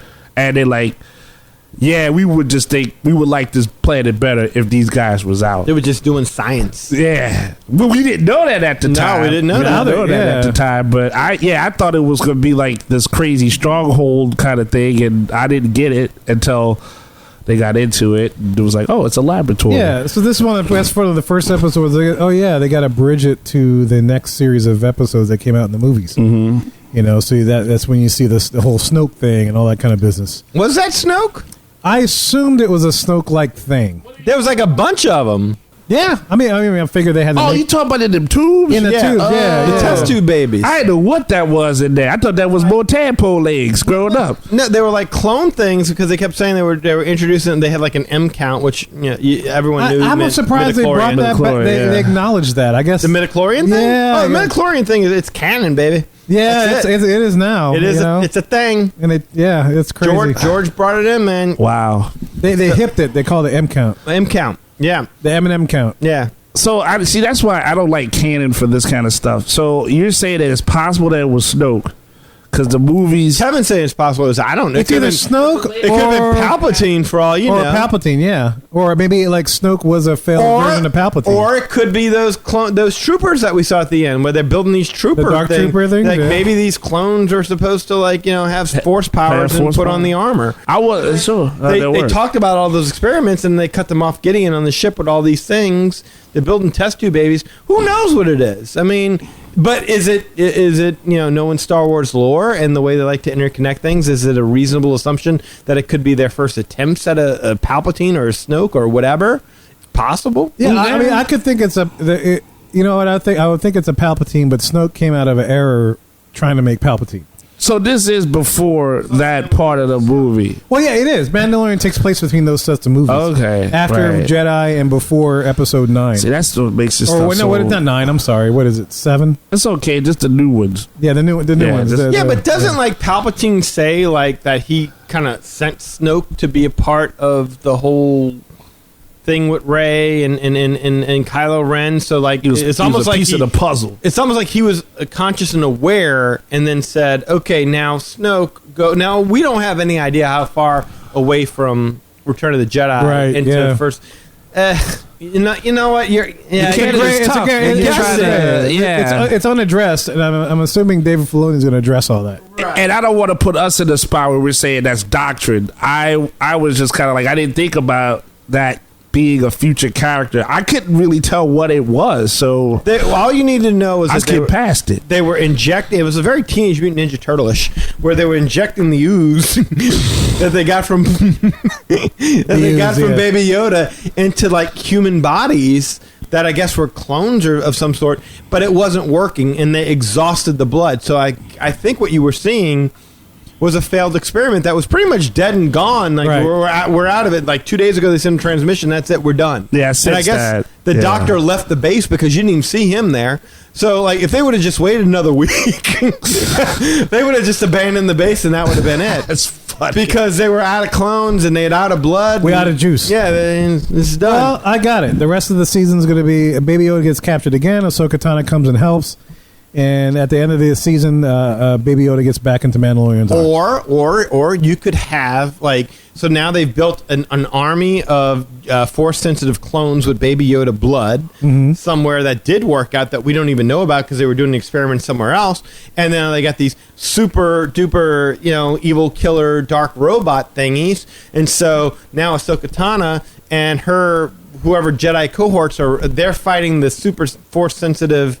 All the allies clones, we previously saw. And then in Apollo Yeah. What's his name? Grief Karga. Grief Karga, yeah. Just call him a pop. That With was Gina dead. Carano. God damn it. It's a lot. Cara Dune, yeah. Cara Dune. Thank you. Is fighting the robots. With her badge. You Right. think she joins the New Republic? Sure. Yeah. And then I hope she does it, but yeah, it's got to be because she's staring at it. But I like her being a rogue character. Well, she says there. she's not a joiner, so. Yeah, but she used to be part of the squad, so it would have to take something to kind of like we need you. Oh, I'm glad you brought that up. Your boy's like, I served in Alderaan. Yeah. What the f*** was that about? Like, there was no serving in Alderaan. They blew up Alderaan. There was no Alderaan war. They just floated along, and they're like, all right, look, you either tell us what a rebel base is, or we're going to blow up your home planet. Oh, no, Alderaan's peaceful. We don't even have any weapons. We're still going to blow it up and let you tell us where the base is. Okay, the base is Tatooine. Okay, cool. Oh, Dantooine. I can't remember whatever. It's been a while. And they blow up the planet. That's it. There's no fight. There's no war. Who's serving? What happened? I don't get it. I don't know. I'm just saying. That's why I'd rather Gina Carano be as a character that, if she were to serve in the New Republic or the Old Republic or Banana Republic, it would lose for me. It would lose a lot of strength to that character. Like, it would be like, I don't have a better word for this, but sell it out, essentially. It would be like, man, you already doing your thing. Now, if they say, hey, look, we'll send a squad of people, but you running them, all right, I'll get behind that. But if they just make her like another soldier when she's already really established herself in that group, now I was happy to see all of them together. I like the first season, yes, but those are my people. I see Carl Weathers somewhere. I love Carl Weathers. I love Carl Can I Weathers. tell you what? If Sylvester Stallone doesn't Expendables, 4, 5? What 4. What number are they on by now? Should be 4. 4. Yeah. Carl Weathers' price finally went up, man. It's like, you want Carl Weathers. Not only is he acting in the hottest TV show in the Disney, or the Star Wars universe, I should say. Not only is he he directed that episode. I thought that was cool too. I thought that was cool as well. So it's like, you, Sly. You should have put him in the Expendables 1. Yeah, and can I tell you? You've done a better job, yeah. Can I tell you is so when he was getting on, I'm as bad as Cara Dune? No, Horatio Sands, the blue guy. I'm as bad as you. I can't remember what it is. Start with an M. Mythorian. Wait. Oh shit. And so he's telling him, like you say, you owe me Mythrol, yeah. Right, menthol. Yeah, gotcha. Menthol. Mentholyptus. He's telling him you owe me, and he's making him do all these jobs. And I kind of was like, yeah, all right, I get it. You got to be bossy. But when he made him go, he had to jump over and fix that device with it over the lava pit, and then he was all like, I don't want to do it. There's no guardrail. Yeah, there's no guardrail. That was a good line. I got a good chuckle there, Carl Weathers. Where the hell's OSHA when you need them? Yeah, you do. On a planet with lava. But Carl Weathers shut up before I put your carbonite. I was like, that's what I'm talking about, Paolo. I didn't the rest of it is I when I see him and he's acting and he's doing his thing and he's just yeah, we can make this work, because he makes it work as far as putting the story forward. But those lines where I saw it, I saw the Action Jackson come out that line, now you pissed me off, but put your carbonite. Yeah, I thought he did a good job. I thought Combat Carl did a good job directing that. Yeah, I did too. It was a fun, episode. And it was a Bryce Dallas Howard. No, that was this was Carl Weathers. No, that's what I'm saying. Yeah. Bryce Dallas Howard, He did this one, and she did the one before that, and both of those were way better than Ant-Man and the guy did Ant-Man and what was it, Favreau? Did Favreau did one, I think, yeah. Yeah, the first one, yeah. He did a couple, yeah. Way better with Carl Weathers, and but they had more to work with. Yeah, good action. Yeah, talking about the Battle of Yavin, not the Yavin, Battle of Alderaan. There was a Battle of Alderaan in the Clone Wars. Oh, you break it again with this. You're breaking it down, okay. All right, what happened? No, basically, it was the Trade Federation was harassing all the shipping that to and from that planet, and so there was a whole the Trade Federation didn't have enough to completely conquer the planet. So that's when the Republic came in and kind of helped save the day. It looked like it was a win for the Republic, but in the end, we know what happens with Alderaan after the Empire builds their ship. It just freaking blows it out. Wait. What happened in Alderaan? They were moving weapons? No. They were just harassing that planet and restricting trade. So it's like they had a blockade for trade, so they couldn't get any supplies or any trade from other. They couldn't make no money. They couldn't make any money. They couldn't send out any money. So the Trade Federation was interrupting that. So Alderaan asked for help from the Republic, and the Republic came, and that's what the battle was. Okay, so there was a battle between the Empire and it was a very small battle. It wasn't as big, but that probably explains one of the reasons why the Empire came back and blew up Alderaan. Yeah, because they were like, screw y'all, we told y'all I wasn't getting paid. Now you trying to get paid? It's like, we're coming back. Yeah. So that's where the battle Alderaan reference. Like, what I thought. Yeah. That's kind of weak. I mean, that's like alimony. Yeah. the way they sold that was like, you served at Alderaan. It was almost like that scene in Jaws where like, you were on the Indianapolis. Yeah. Two ships, Chief. No, I assume it was that battle they were referencing. I'm sure it wasn't the Death Star blowing up Alderaan. Yeah, because there was no serving. There was no time to freaking fight. Right. So I'm assuming it was that battle that they mentioned, that they showed in Clone Wars. And then that would have been a good character development thing to have been like, I was there. Remember when we stopped the trade? She would be like, yeah, I was there too. It didn't work. So do y'all? I mean, y'all don't worry whether or not Gina Carano was First Light, Chief. TIE fighters come cruising. We formed ourselves into little squares here like the Battle of Waterloo. Blazes are blazing. TIE fighter would come around, you'd start shooting and hollering, and sometimes the TIE fighter would go away. Sometimes it wouldn't go away. Sometimes that TIE fighter, he looks right into your eyes. When she has that badge, that New Republic badge, I envision her more like, what the Kurt Russell movie that we quote often. The Marshal, Wyatt Earp. Tombstone. Tombstone, yeah. I imagine it's like, now it's legal. And she puts on the badge. Yeah. See this? Like, I'm going to destroy y'all. Yeah. And now it's legal. I see somebody with armor. I'm shooting him. I shoot it. You see this? I see a guy with a dark saber. I kill him. I kill it. You tell him hell's coming. Hell's coming with me in the judo chop. Tell him the force is coming and the force is coming with me. I'm Marshal, She is a marshal. You're right. Yeah. Holy crap. Yeah. You get her and then Timothy Olyphant and they'll clean up that town. Tombstone was a Disney movie, so. I'm telling you what. Really? Can we just review that movie? Yeah. No, we can reenact the entire movie. No, just Disney movies from the past. Oh my goodness. Tombstone was a Touchstone picture. But I think one of the things that I did like about that was that it was a good character building episode. So it wasn't like I didn't feel cheated that the Mandalorian wasn't completely in it, or you know what I'm saying, like that. I had no problem with that. It was building more for what, Cara Dune and Grief Karga? I think so. Yeah, for that world to establish that any place that the Mandalorian goes to is completely unsafe, but this is where he is the safest. Like there'll still be stuff to happen, but this is going to be the nexus of a lot of different points that are going to go on. But he's safe there. Like, there's a school and, now Baby Yoda got other kids to hang out with and steal their cookies and shit. Yep. So, which that was a really weird scene and he puked it up. That was very disturbing. But it was funny. But it made sense. It made sense. But I laughed at that. That was one of the other things that was funny. That was so convenient for them to have a place to drop him off, though, right? Like I think that's probably the most unrealistic thing about this entire series is how easy it is to get a babysitter at short notice. Thank the Oh, thank the force! It's like, we all have kids, and then you can just be like, hey, I'm going to go over here on this adventure. Can you just watch my kid for a minute? No, it doesn't work like that, man. Oh, it's my crazy. God. You know what we should do? Yeah, when Mando goes back, he's like, I need to have a parent-teacher conference with you. He keeps using this magic to steal all the kids' food. That's against rule number 5. We can't have that in our classroom. You really should talk to him about it. I will. We're just going to go to another planet and then fight stuff and then put the baby at risk. Okay, but if he were to come back into my classroom, he really needs to adhere to the rules. Okay, I'll talk to him about that. Okay, thank you. I will. We were going to put his name on the board. Yes. But we don't have a name. He's just a child. He just says that.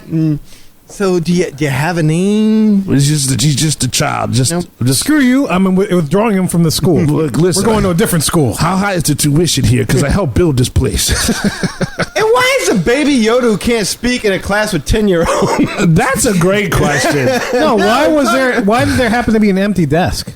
Oh, that's another. Yeah, that's a good. Was that one kid absent that day? Probably had to use the bathroom. come back. There's a creature, and he's the only alien. I mean, I felt bad for Baby Yoda. It was like the guy comes back from the bathroom and Baby Yoda shoots him across the room. He's like, "Get out of here! It's my seat." He's a bully. Oh, that would be funny. That would be funny if he's in school and he's the bully. Like Baby Yoda's the bully of the school. He's a playground punk. Yeah, they're like, here come Baby Yoda hiding you cookies. You saw what he did the last. It's my monkey bars. Yeah, my monkey bars. A kid shows up, he's got like a normal kid standing next to him, and you just see Baby like, and then the kid's like translates for him. He's like, Baby Yoda, you know what I'm saying? He say, you've been behind them cookies for 2 weeks. What's happening? He gonna like crush your larynx, so you got to get that up. That'd be hilarious. He'd be like the smallest bully ever. Thuggy. He's a thuggy. That's his new nickname. Thuggy. Oh my God, Thuggy Yoda. Oh, that's gonna make some money. That's gonna make some money. I did like when Horatio Shan shot stuff out of his neck. That was weird. That was kind of weird. I did not like that. It was just his neck, not his face or his chest. Just his neck. It was just like I don't even know that the actor knew he was supposed. I think he was just supposed to look shocked. Like he didn't have a look like I'm supposed to shoot out of my neck. It just seemed to happen. It's just like. I'm molting. I'm molting over here. It's like an Airwick candle on a timer. Oh man! So see, that's what me. That one was a funny one. It was a fun episode. It was a fun. Still served no plot exactly. Another plus. Actually, we're actually giving these episodes more pluses than minuses. Really, we are definitely. Yeah. And I would absolutely give them more plus. I mean. Don't get me wrong, the storytelling still sucks. I mean, they do nothing to get you engaged from episode to episode except engender distrust in every cliffhanger that you get and kowtow to people who have knowledge of the Clone Wars or Rebels or all that stuff like that. So, I mean, that is their, that's their kind of like their bread and butter. Whereas the casual fan, it's like, you know, follow along if you're going to. If you're not, you know. Then I was like, we got some cool guest stars. Thank you for your $70 for Disney Plus. Yeah, that's true. This is true. You're right. I would say the treat of them taking what was the ship they crushed the ship they came in on. They had that big freighter. the dude's speeder. Yeah, he crushed the dude's speeder when they landed on it. And I thought that was funny. That that whole scene when they took the big freighter and they were flying, and then like again, I feel no threats with the stormtroopers anymore. I just don't. But the biker scouts, like I said earlier, like. I really do like the visuals they put on them. Like they had to like do some sort of BMX stunt with the speeder bike to get off the cliff. And it was like, I was like, wow, visually. And one guy wiped out doing it. Yeah, that was like visual. I had never seen that. Yeah, they like got off on the thing. To be fair, I thought they were badass in Jedi too. Oh, yeah. On the Force with Andor, I was like, oh, you don't mess with these guys. But that's the first time you see them. Baby Yoda. Yeah, they did. They punched Baby Yoda. You're right. No, I like that they continue that though, because I always had respect for the biker troopers. Me too. Yeah. From Jedi, because I thought Jedi. It's like, oh my god, these guys can fly. They can shoot. That was like the best stormtrooper ever. It was. And then like you see him attempt. You know, they no fear. Yeah. We're going down this mountain. We're chasing this dude. They are awesome. And I don't care. Oh, the dude wiped out. We're going. We're going. We're keeping going. Keep the mission. That's a good question. Like I hate to get off of the Mandalorian for a second, but I think it's a fair question. Back. Like, which Star Wars movie were you the most gangbusters to get the toys from? Oh wow! Because Return of the Jedi had the biker scout, the Gamorrean guard. They had the red guys. The God, the Crimson. Yeah, the Crimson. Yeah, no. That's my answer to my question is Jedi, because that was absolutely Jedi. Yeah. Jedi was it for me, because you had the Ewoks, you had all those guys. Yep. And I wanted one of those red guards. Those guys. They didn't do much, but they just stood there, just they just looked badass.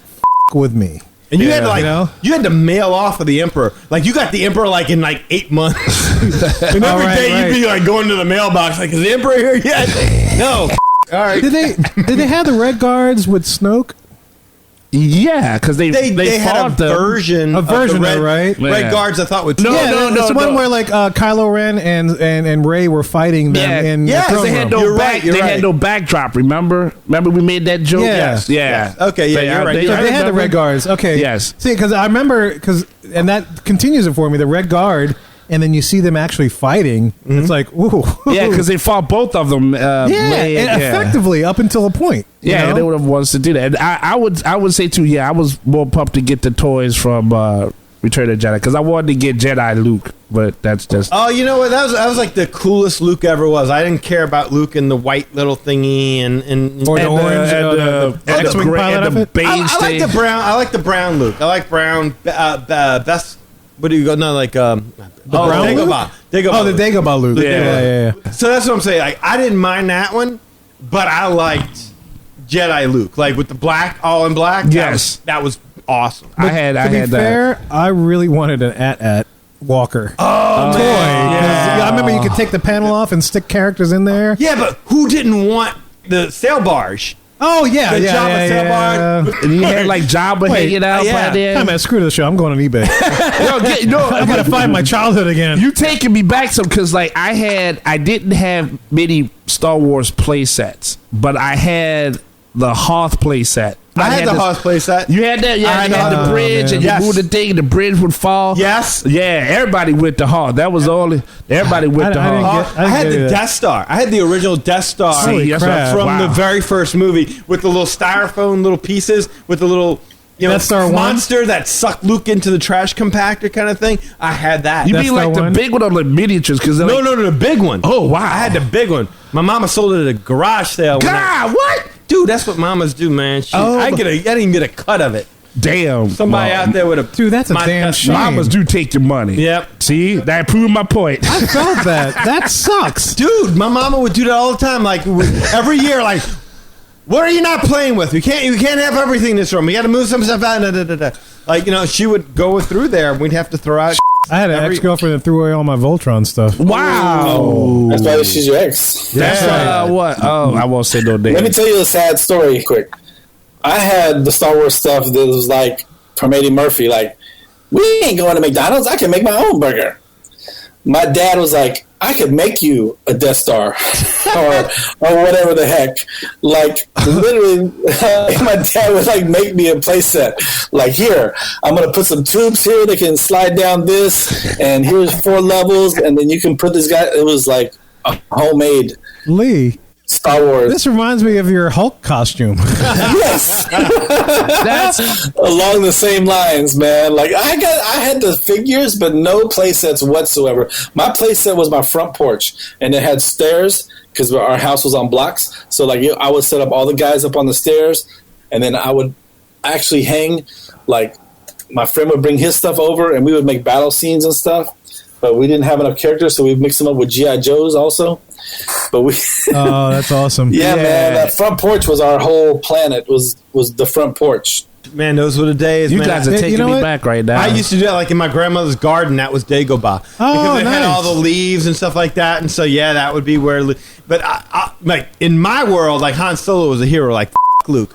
Like I like Luke, but Luke.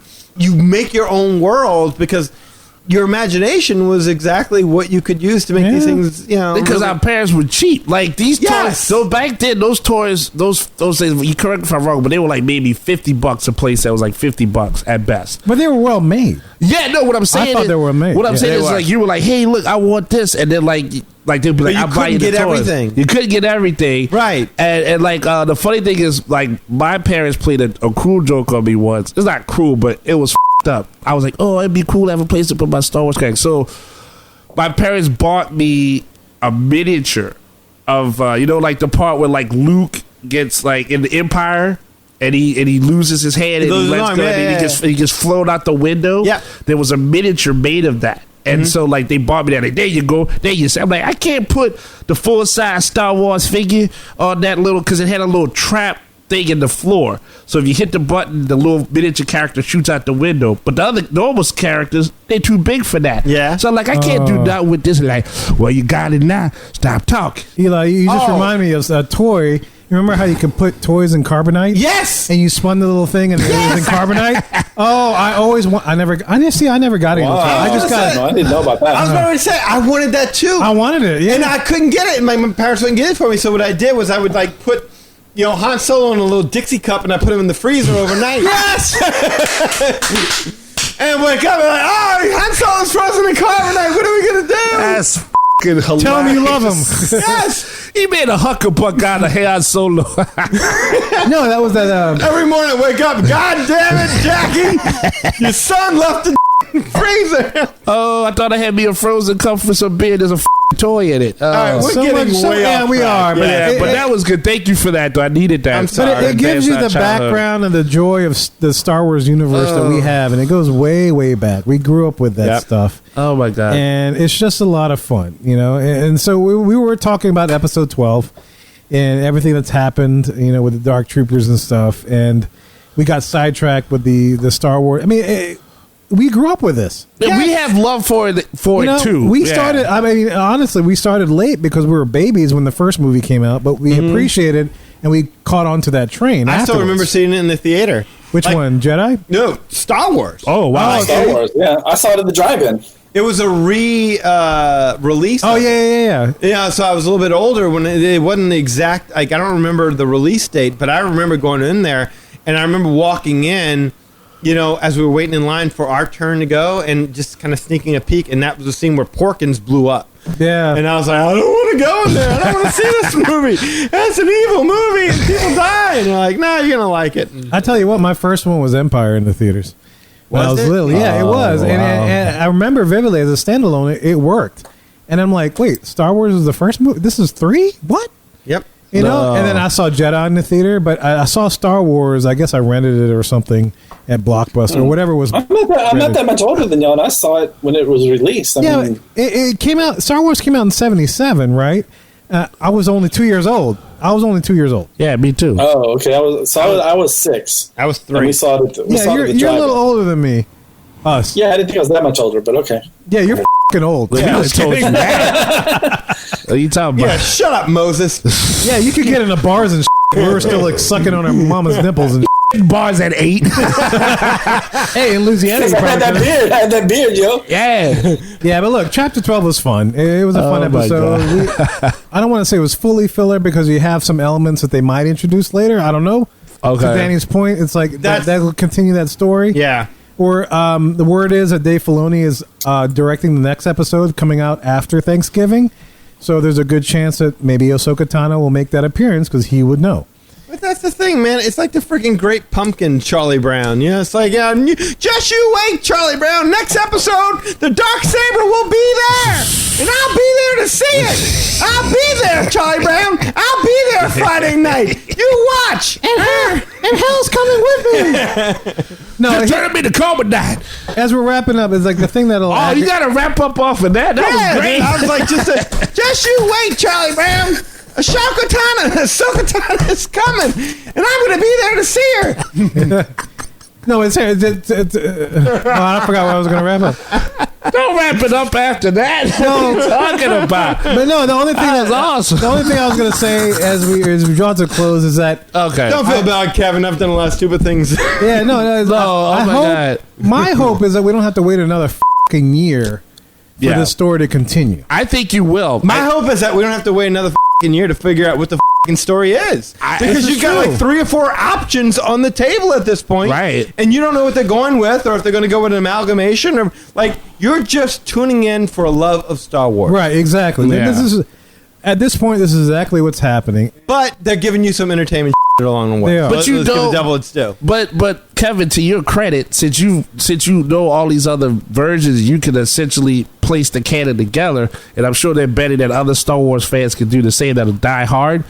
They probably figure this as like say like a Smallville. You can fit all these different stories that happen, but you know at some point a very specific event has to occur to lead into a movie. So they could probably just dip and dab with crazy stuff all day, and I think that's what they will do. Yeah, you're probably right. Think about me and Eli and Lee. We're the ones who are really suffering here. You know what the Darksaber is. Yeah, you know where this Yeah. goes. We're like, oh, cool, the Darksaber showed up. All right, man, I can't wait till episode 2 and I get to see the saga of the Darksaber play out.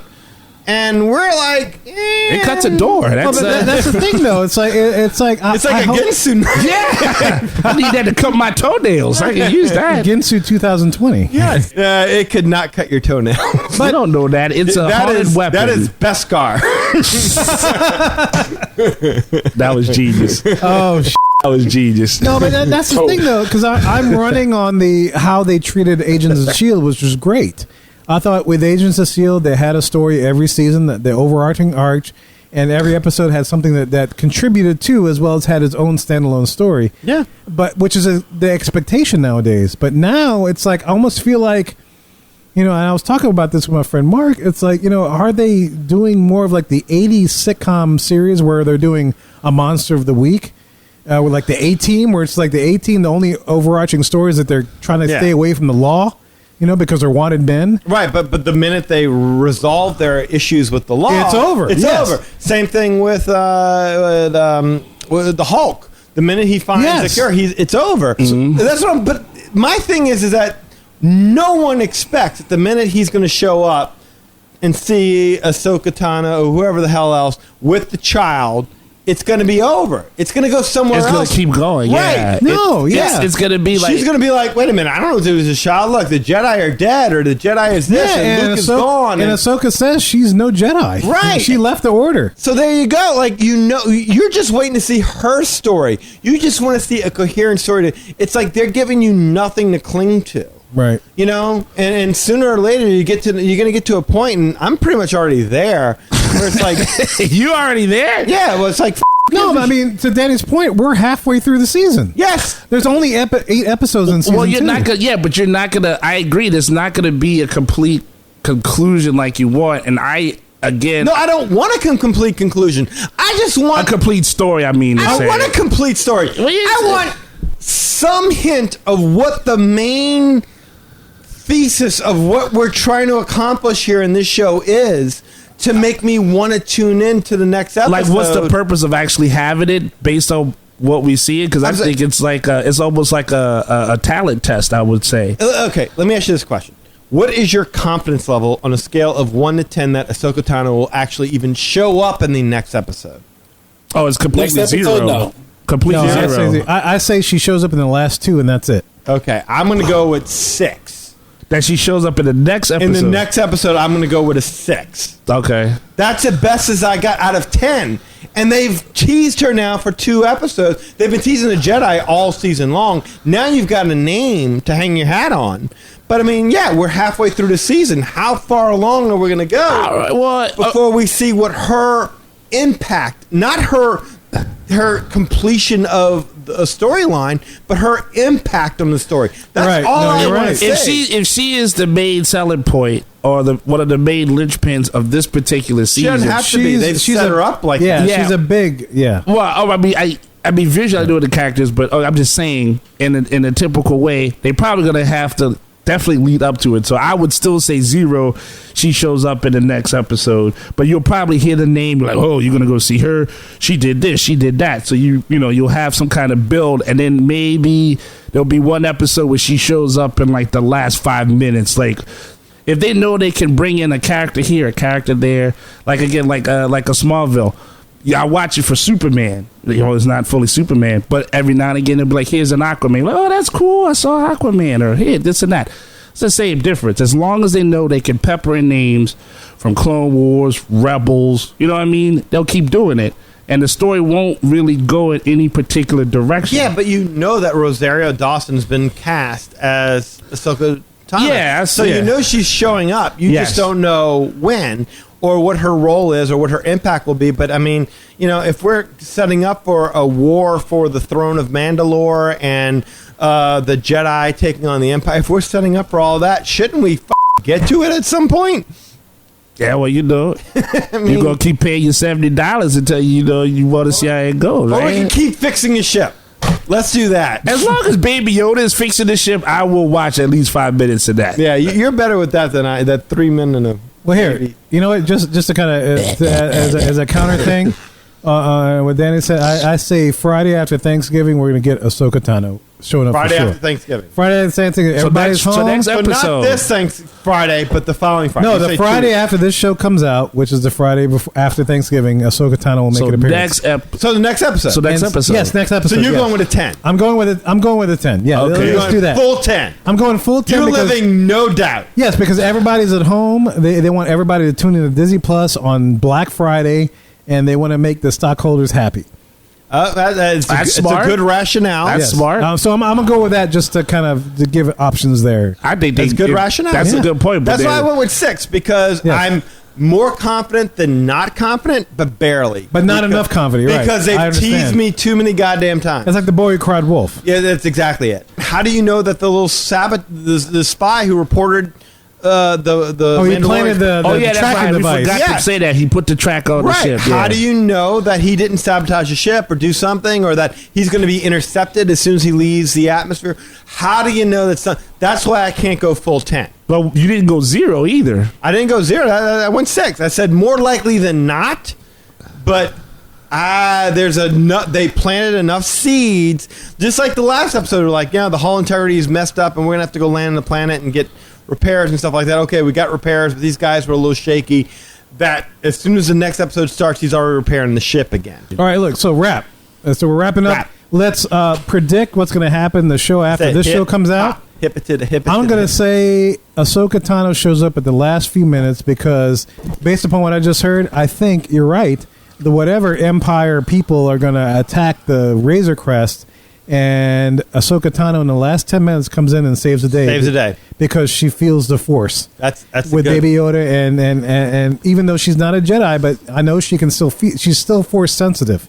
And there are Force-sensitive creatures in the universe that are not necessarily Jedi, as established by Star Wars Rebels.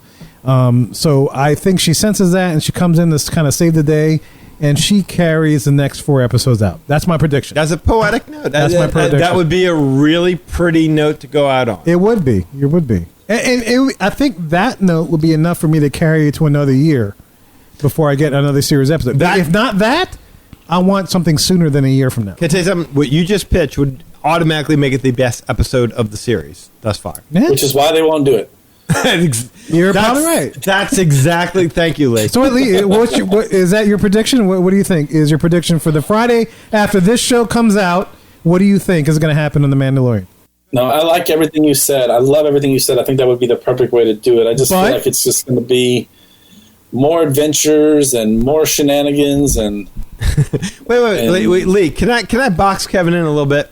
All right, sure. Yeah, you're at a 10. I'll put it at 10 just to give some variety on the show. No. Okay, fair enough. At 10, yes. You're at a 10 that she's showing up. What is your odds that she would show up within the first 40 minutes of the show? Oh, 0. 0. No, they're not going to give it off that much. 0. Yeah, that's like giving a. So you're hanging your hopes. She's 100% showing up as the end tease into the next episode. Yes. That's fair. They need something to drive the last 3 episodes after that show. Okay. All right. So it's all at the last couple of minutes or nothing for you. Yes, that's correct. Yes. Okay. If I'm wrong and then she comes in the beginning, great. But I don't think that's going to happen. Okay. All right. So now you're making me ask you another question then. Yes. So then what is the bigger, like, because you're saying, okay, Ahsoka Tano, that's the rating, just Thanksgiving, they're trying to draw people in. So for the casual fan, what's the bigger draw? The Darksaber, finding out what all those dark troopers are about, or this Ahsoka Tano. What about the other Mandalorians? Oh, the other Mandalorians. That's what I'm saying. It's like, I think there's this assumption. Now, don't get me wrong. I think Disney's smart, and they know that the vast majority of the people who are tuning in to the Mandalorian know who she is. So I do think you're right, but I'm saying the casual fan. Right. Yeah, I agree with that. And I would say the casual fan would know what a Jedi is by now. So that just the appearance potential of another Jedi, period, after Return of the Jedi and before Rey, it might be enough for them to, like, what happened between then? Did the Jedi orders just completely disappear after Luke? What? What's going on? Well said. So we still doing the prediction? Yeah, we're still doing I was just asking Kevin that was a side question just for Kevin. Okay, yes. Go ahead. But we're still doing the prediction, yes. Yeah. What do you think is going to happen the Friday after this show comes out? I think they have to at least push forward with paying off finding the other Mandalorian Boba Fett thing. I would love that, actually. I would love that too. I would love that too. I would hope that would I don't occur. think that's happened. Better chance in Ahsoka. That's what I would. I disagree. That's fine. You're welcome to do that. But they've already touched on it, right? And they've already introduced another plot point. But he's already been invited to take part in this, and he said, "No, I need to do this first. He has he's been questioned. So he would have to be interjected into this by not his own will, which is entirely possible. They remember that they still tease us with a Boba Fett. Yes, we they never did. saw that. They absolutely and then did. they start you on distracting you on other stuff, and they're just breaking stuff up. And I think Ahsoka Tano is like, I'd say your episode idea about the glimpse thing, I say that only is going to pay off at the very end of the episode. Yes. So they have to deal with the Boba Fett stuff. He's already hunted for other Mandalorians, and but he's never found the right Mandalorian. Oh, I'm sorry. Then maybe I misunderstood. You're saying Boba Fett, not the 3 Mandalorians. Right, Boba Fett. Remember they showed... Oh, my bad. Remember they showed him at the very end. Yeah. They still haven't paid that off, so they're starting these other story arcs. Yes. But they haven't finished that one. I would put that one at a 5%. I would put Boba Fett at 5%, but there's an opportunity for that. You still say that. All right. Well, what is your prediction? Or your guess? That's just so awesome that they got guests in there. Like, that's really all I care about with the show. Isn't that terrible to say? I mean, I like that it's Star Wars and everything, but it's like, that's cool. Apollo Creed, Sasha Banks, the chick from Battlestar Galactica. Like they just got all these guests with, Maylin Givens. Like, that actually makes me feel like a kid when I'm going ahead and watching it. But all right. I'm going to tell you the truth. Watching this show now, it's like I have to watch the show twice. Once for the disappointment I'm going to feel because they didn't follow through with anything that I was hoping to see. Right. The second time to take in what it is they did give us and try and give it a fair and objective review. I already know that what I want didn't happen. Now try and cleanse yourself of this bias and watch this with objective eyes. So that's the dichotomy. And again, I think Kevin is exactly right. So you asked me for my prediction. I think Kevin is exactly right. I think it is more likely than not that she will show up. That's why I'm putting it at a 6. Next episode. And that's why I'm putting it at a 6. Because out of 10, I think she'll show up. But I think if she does show up, it'll be right at the end leading into it. So there's got to be a thing. So we still don't even know what a prediction of the episode is. Well, we said it in the last episode. I mean, it's like when the minute he returns the kid to the Jedi, the show's over. Show's over. So either that or they need a story that's going to carry it beyond that. And they could do that. They could do that. But if you keep teasing it long enough, right, it becomes like Monk, where by the end you don't even give a who killed his wife. Yeah. You're like, okay, I've just let that ship sail. Same thing. I don't give a where he brings the kid. Exactly. If they resolve it quickly and they're like, you're with me now. That's all it takes a Mandalorian to do is say, like, you know what, you're with me now. Yeah. And then boom, it's Mando and Baby Yoda. Baby Yoda. It's like BJ and the Bear. BJ and the Bear. And you know what? And it's gonna. You know what? Maybe here's a prediction. Since you said it's Black Friday. Yeah, Black Friday is after the next Mandalorian series comes out. I would predict this one. I would predict this. Baby Yoda merchandise goes through. Exactly. It's gonna be a Baby Yoda heavy episode. There you go. I thought there was gonna be more Star Wars people of color show up in that. You know what? He's got a point. No, it's gonna be. If you would have tied in the Black Friday and everything like that. I have a point. The show releases at like what 3 in the morning. 3 in the morning on Black Friday. That's right. So you can wake up because I was going to say most people are going to be in line at the Best Buy before maybe they can watch it on their cell phone. They're going to be up like online because they're not going to try. They're going to try to dissuade the social distance. Encourage the social distancing. So they hope people are up, period. Oh, and don't forget this. I will belabor my point even greatly. Oh, belabor. Ahead of this. All the labor. Going to labor. Oh, yeah. Watch Razor out. Crest, the fallopian tube. Razor Crest, the tube. That's right. That's right. Taking care of babies. Now, here's the thing. Tin can babies. You got Cyber Friday. Then you got Cyber Monday. Black Friday, Cyber Monday. So that's still time. Oh, it's not Mando Monday?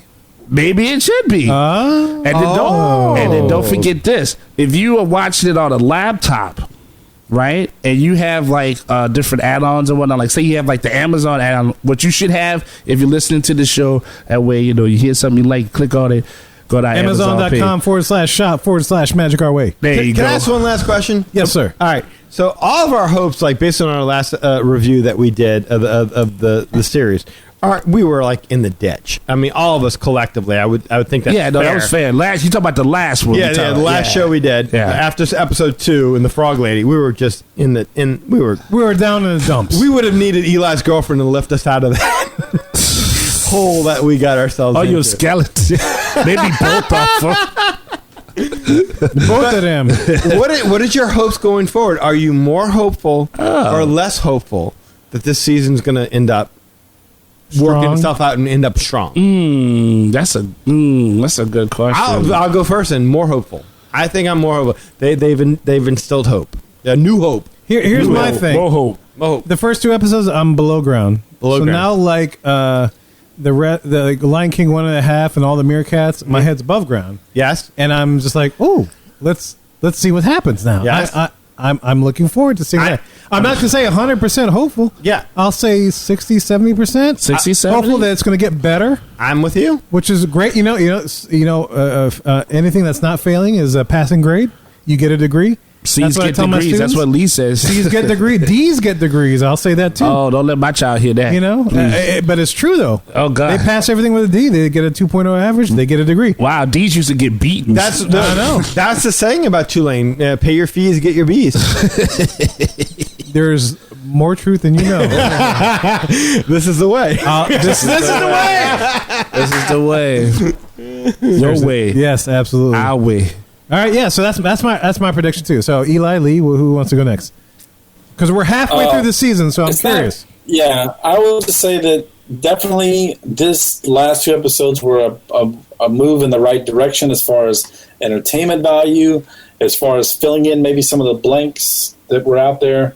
If they can continue to do that, then I'm going to be real happy. But I'd say there's probably like a 60% chance that that'll happen. Okay, so you're about with me. Yeah, I gave it a 67%. I feel like there's still a pretty good chance that they'll just be like, you know what? We're just going on a new adventure today. I see. I'll go with like maybe 70%. I think there's a great episode in our future. Okay. I don't know which one it'll be. I'll put myself in between you two. Yeah, I'll handicap myself at 1. But I do think there's a great episode in our future. Yeah. So Lee's 60, Danny's 70. I'll put myself at 65. Okay. I'll put me there because I'm right with you guys. Yeah, I'm hesitant. Season 2. You've been hurt. I've been hurt. Yeah, that's all right. We get some salve. I know. That's why I do this show, so y'all can heal me. You get burned, huh? I do. All right, so Eli, your last one. Where do you put yourself? We're hovering between the 60 and 10% if you've been burned, best to go to the burn notice. There it is. There you go. That's what I'm talking about. Downtown. It is. Right there. Used to be a spot. Bacon Durga Dog. There you do. That's right. Dickety Durry. Downtown. Dark Saber. Right. That's right, Elvin. Right on. Keep swiping. Swiper, keep swiping. Season 2s for most shows suck. So the sophomore season for you sucks. Just in most shows, when you watch them, they suck because they have the sophomore slump. Yeah, I got it. They have to do all this. Like the first season is always about here's the guy, here's what they're doing. The second season is like we didn't know if we would make it to the second season, and so when it's made, now they're like, well, what do we do? Well, we could do real cool shit in the third season, but we got to set everything up in the second. That's a good point. Yeah. So you're thinking season 2 is setting up the greater good in season 3. Yeah, season 3. Now, if you ask me, would I have more faith in season 3 being awesome than 2? Absolutely, 100%. 10. Okay. But as far as season 2 being like the next couple episodes being like better, like woo, like that blew my mind. I gotta give that like 45%. Meaning that the next episode I'll cruise through it. But it'll be like the last 2 episodes.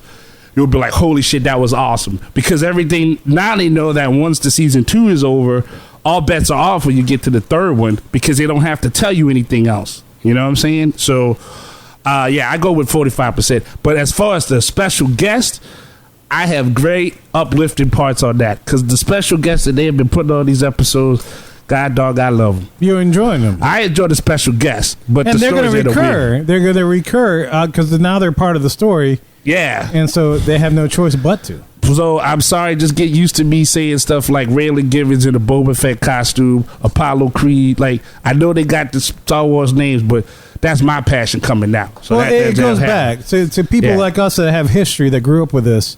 We know those Sasha guys. Banks with Boba breath. Exactly. That's the first I saw. I was like, "Is that Sasha Banks?"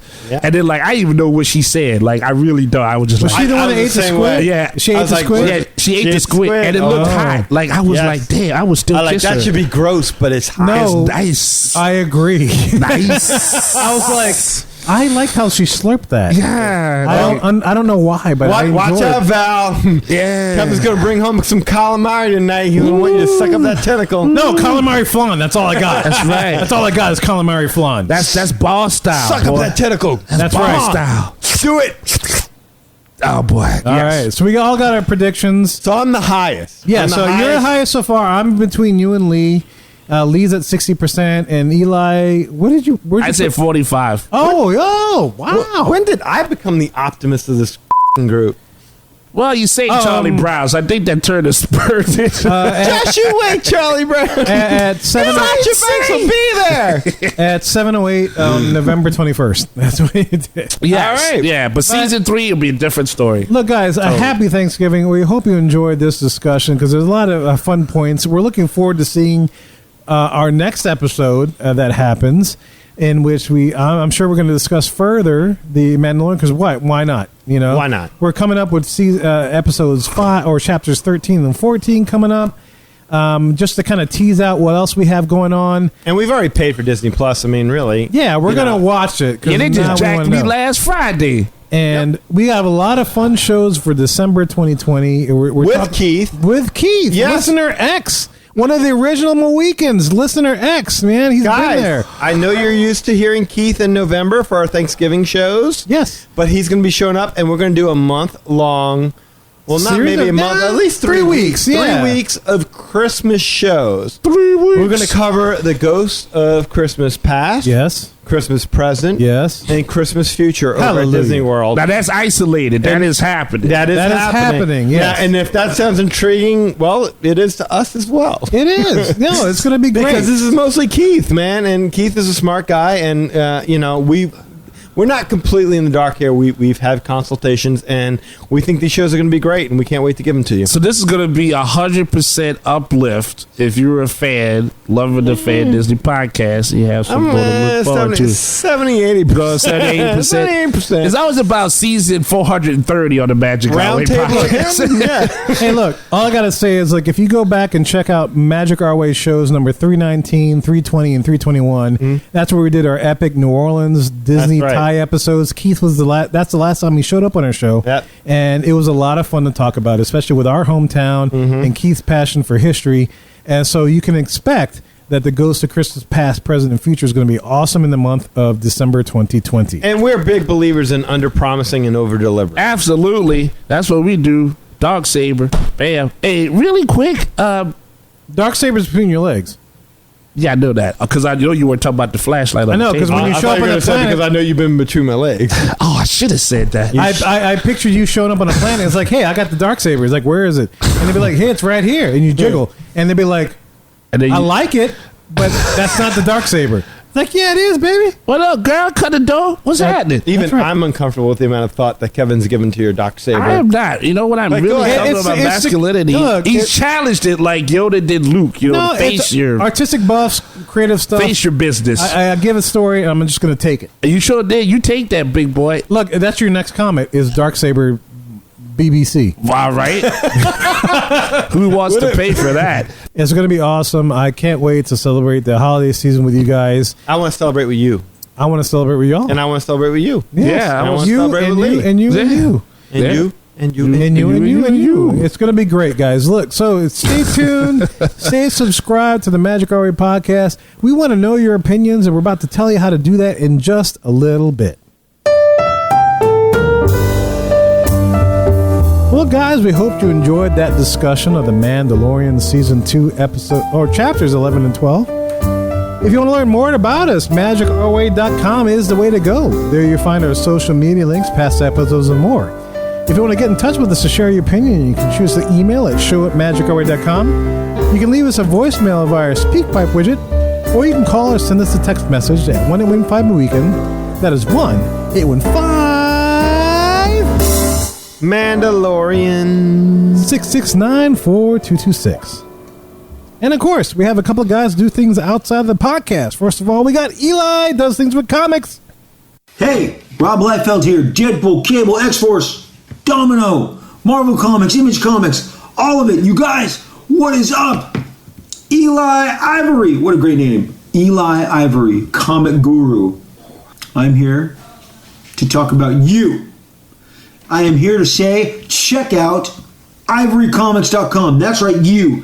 Check out ivorycomics.com. ivorycomics.com. If you're not doing that, you're missing out. You're missing out. Totally. The Savages comic cannot be beat, cannot be surpassed. You need to check it out, experience it for yourself, and you know the story. It's all about the glory.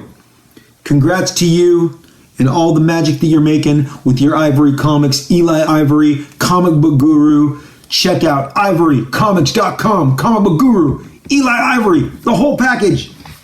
Deadpool said to. Do it. ivorycomics.com right now. Liefeld out. You heard what Rob says. That's a fellow guru talking about another gurus. You can always go to the Ivory Comics website where you can check out Savages, Molly Me Damn, and Project Geisha, just like Rob said. But what Rob didn't say is there's always a link to this podcast, so you never miss an episode. And you can always find me on Facebook, Eli H. Ivory.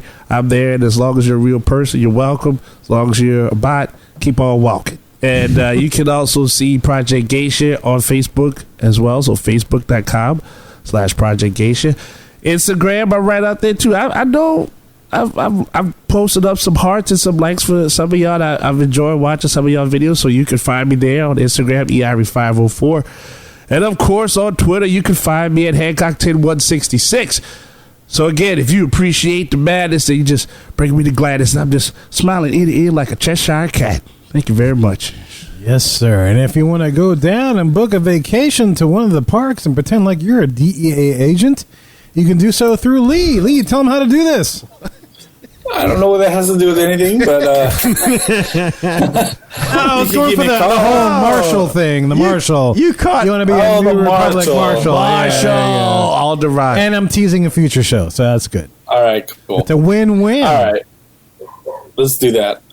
Yeah, so just give me a call at 832-431-1621. That's 832 Fallopian Crest. 832 FLPCRST. You can email me at lee@magicourway.com. Check out the Facebook page at facebook.com/LostAvica On Instagram, you can find me at You Got a Friend in Lee Travel. And if you do need that, we'll get you hooked up and booked up with no Fallopian Crestovica. Yeah, could y'all hear that dog barking all through? He is on the other side of the house. Like, I don't know why he is so loud right now. Don't you have two dogs? Did I see a picture of you with patches and then you hanging with another dog? That's that Lee's was a beard. stray dog. Yeah. That's Lee's beard. Not a dog. It's Lee's beard instead of a dog, Anika. Time to tell you. Oh, wow. It's not a dog. It's his beard. Not the dog. Okay. Not the dog. Not the dog. Not the dog. Getting old. Need more bifocals That's to right. see the difference between a beard and another dog. That's right. And look, guys, there are so many ways to support the show as a whole, and you can find them all on our website, magicourway.com. Any way in which you can support the show is deeply appreciated. We also want to take a second and thank you for being a loyal listener, and we love hearing from our listeners. All opinions are always welcome on the Magic Hour podcast, so make sure you get in touch with us today. Show at magicourway.com. So, my weekends, ladies and gentlemen, we say Kwaharini. My name is Kevin. And I'm Danny. Magic out!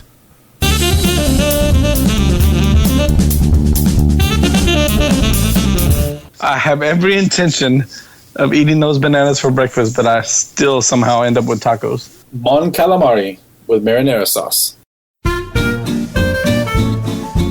Mo Weekends! Hey, this is Jane from MadHatterRadio.net. If you love Disney Park audio like my family and I do, please listen to Mad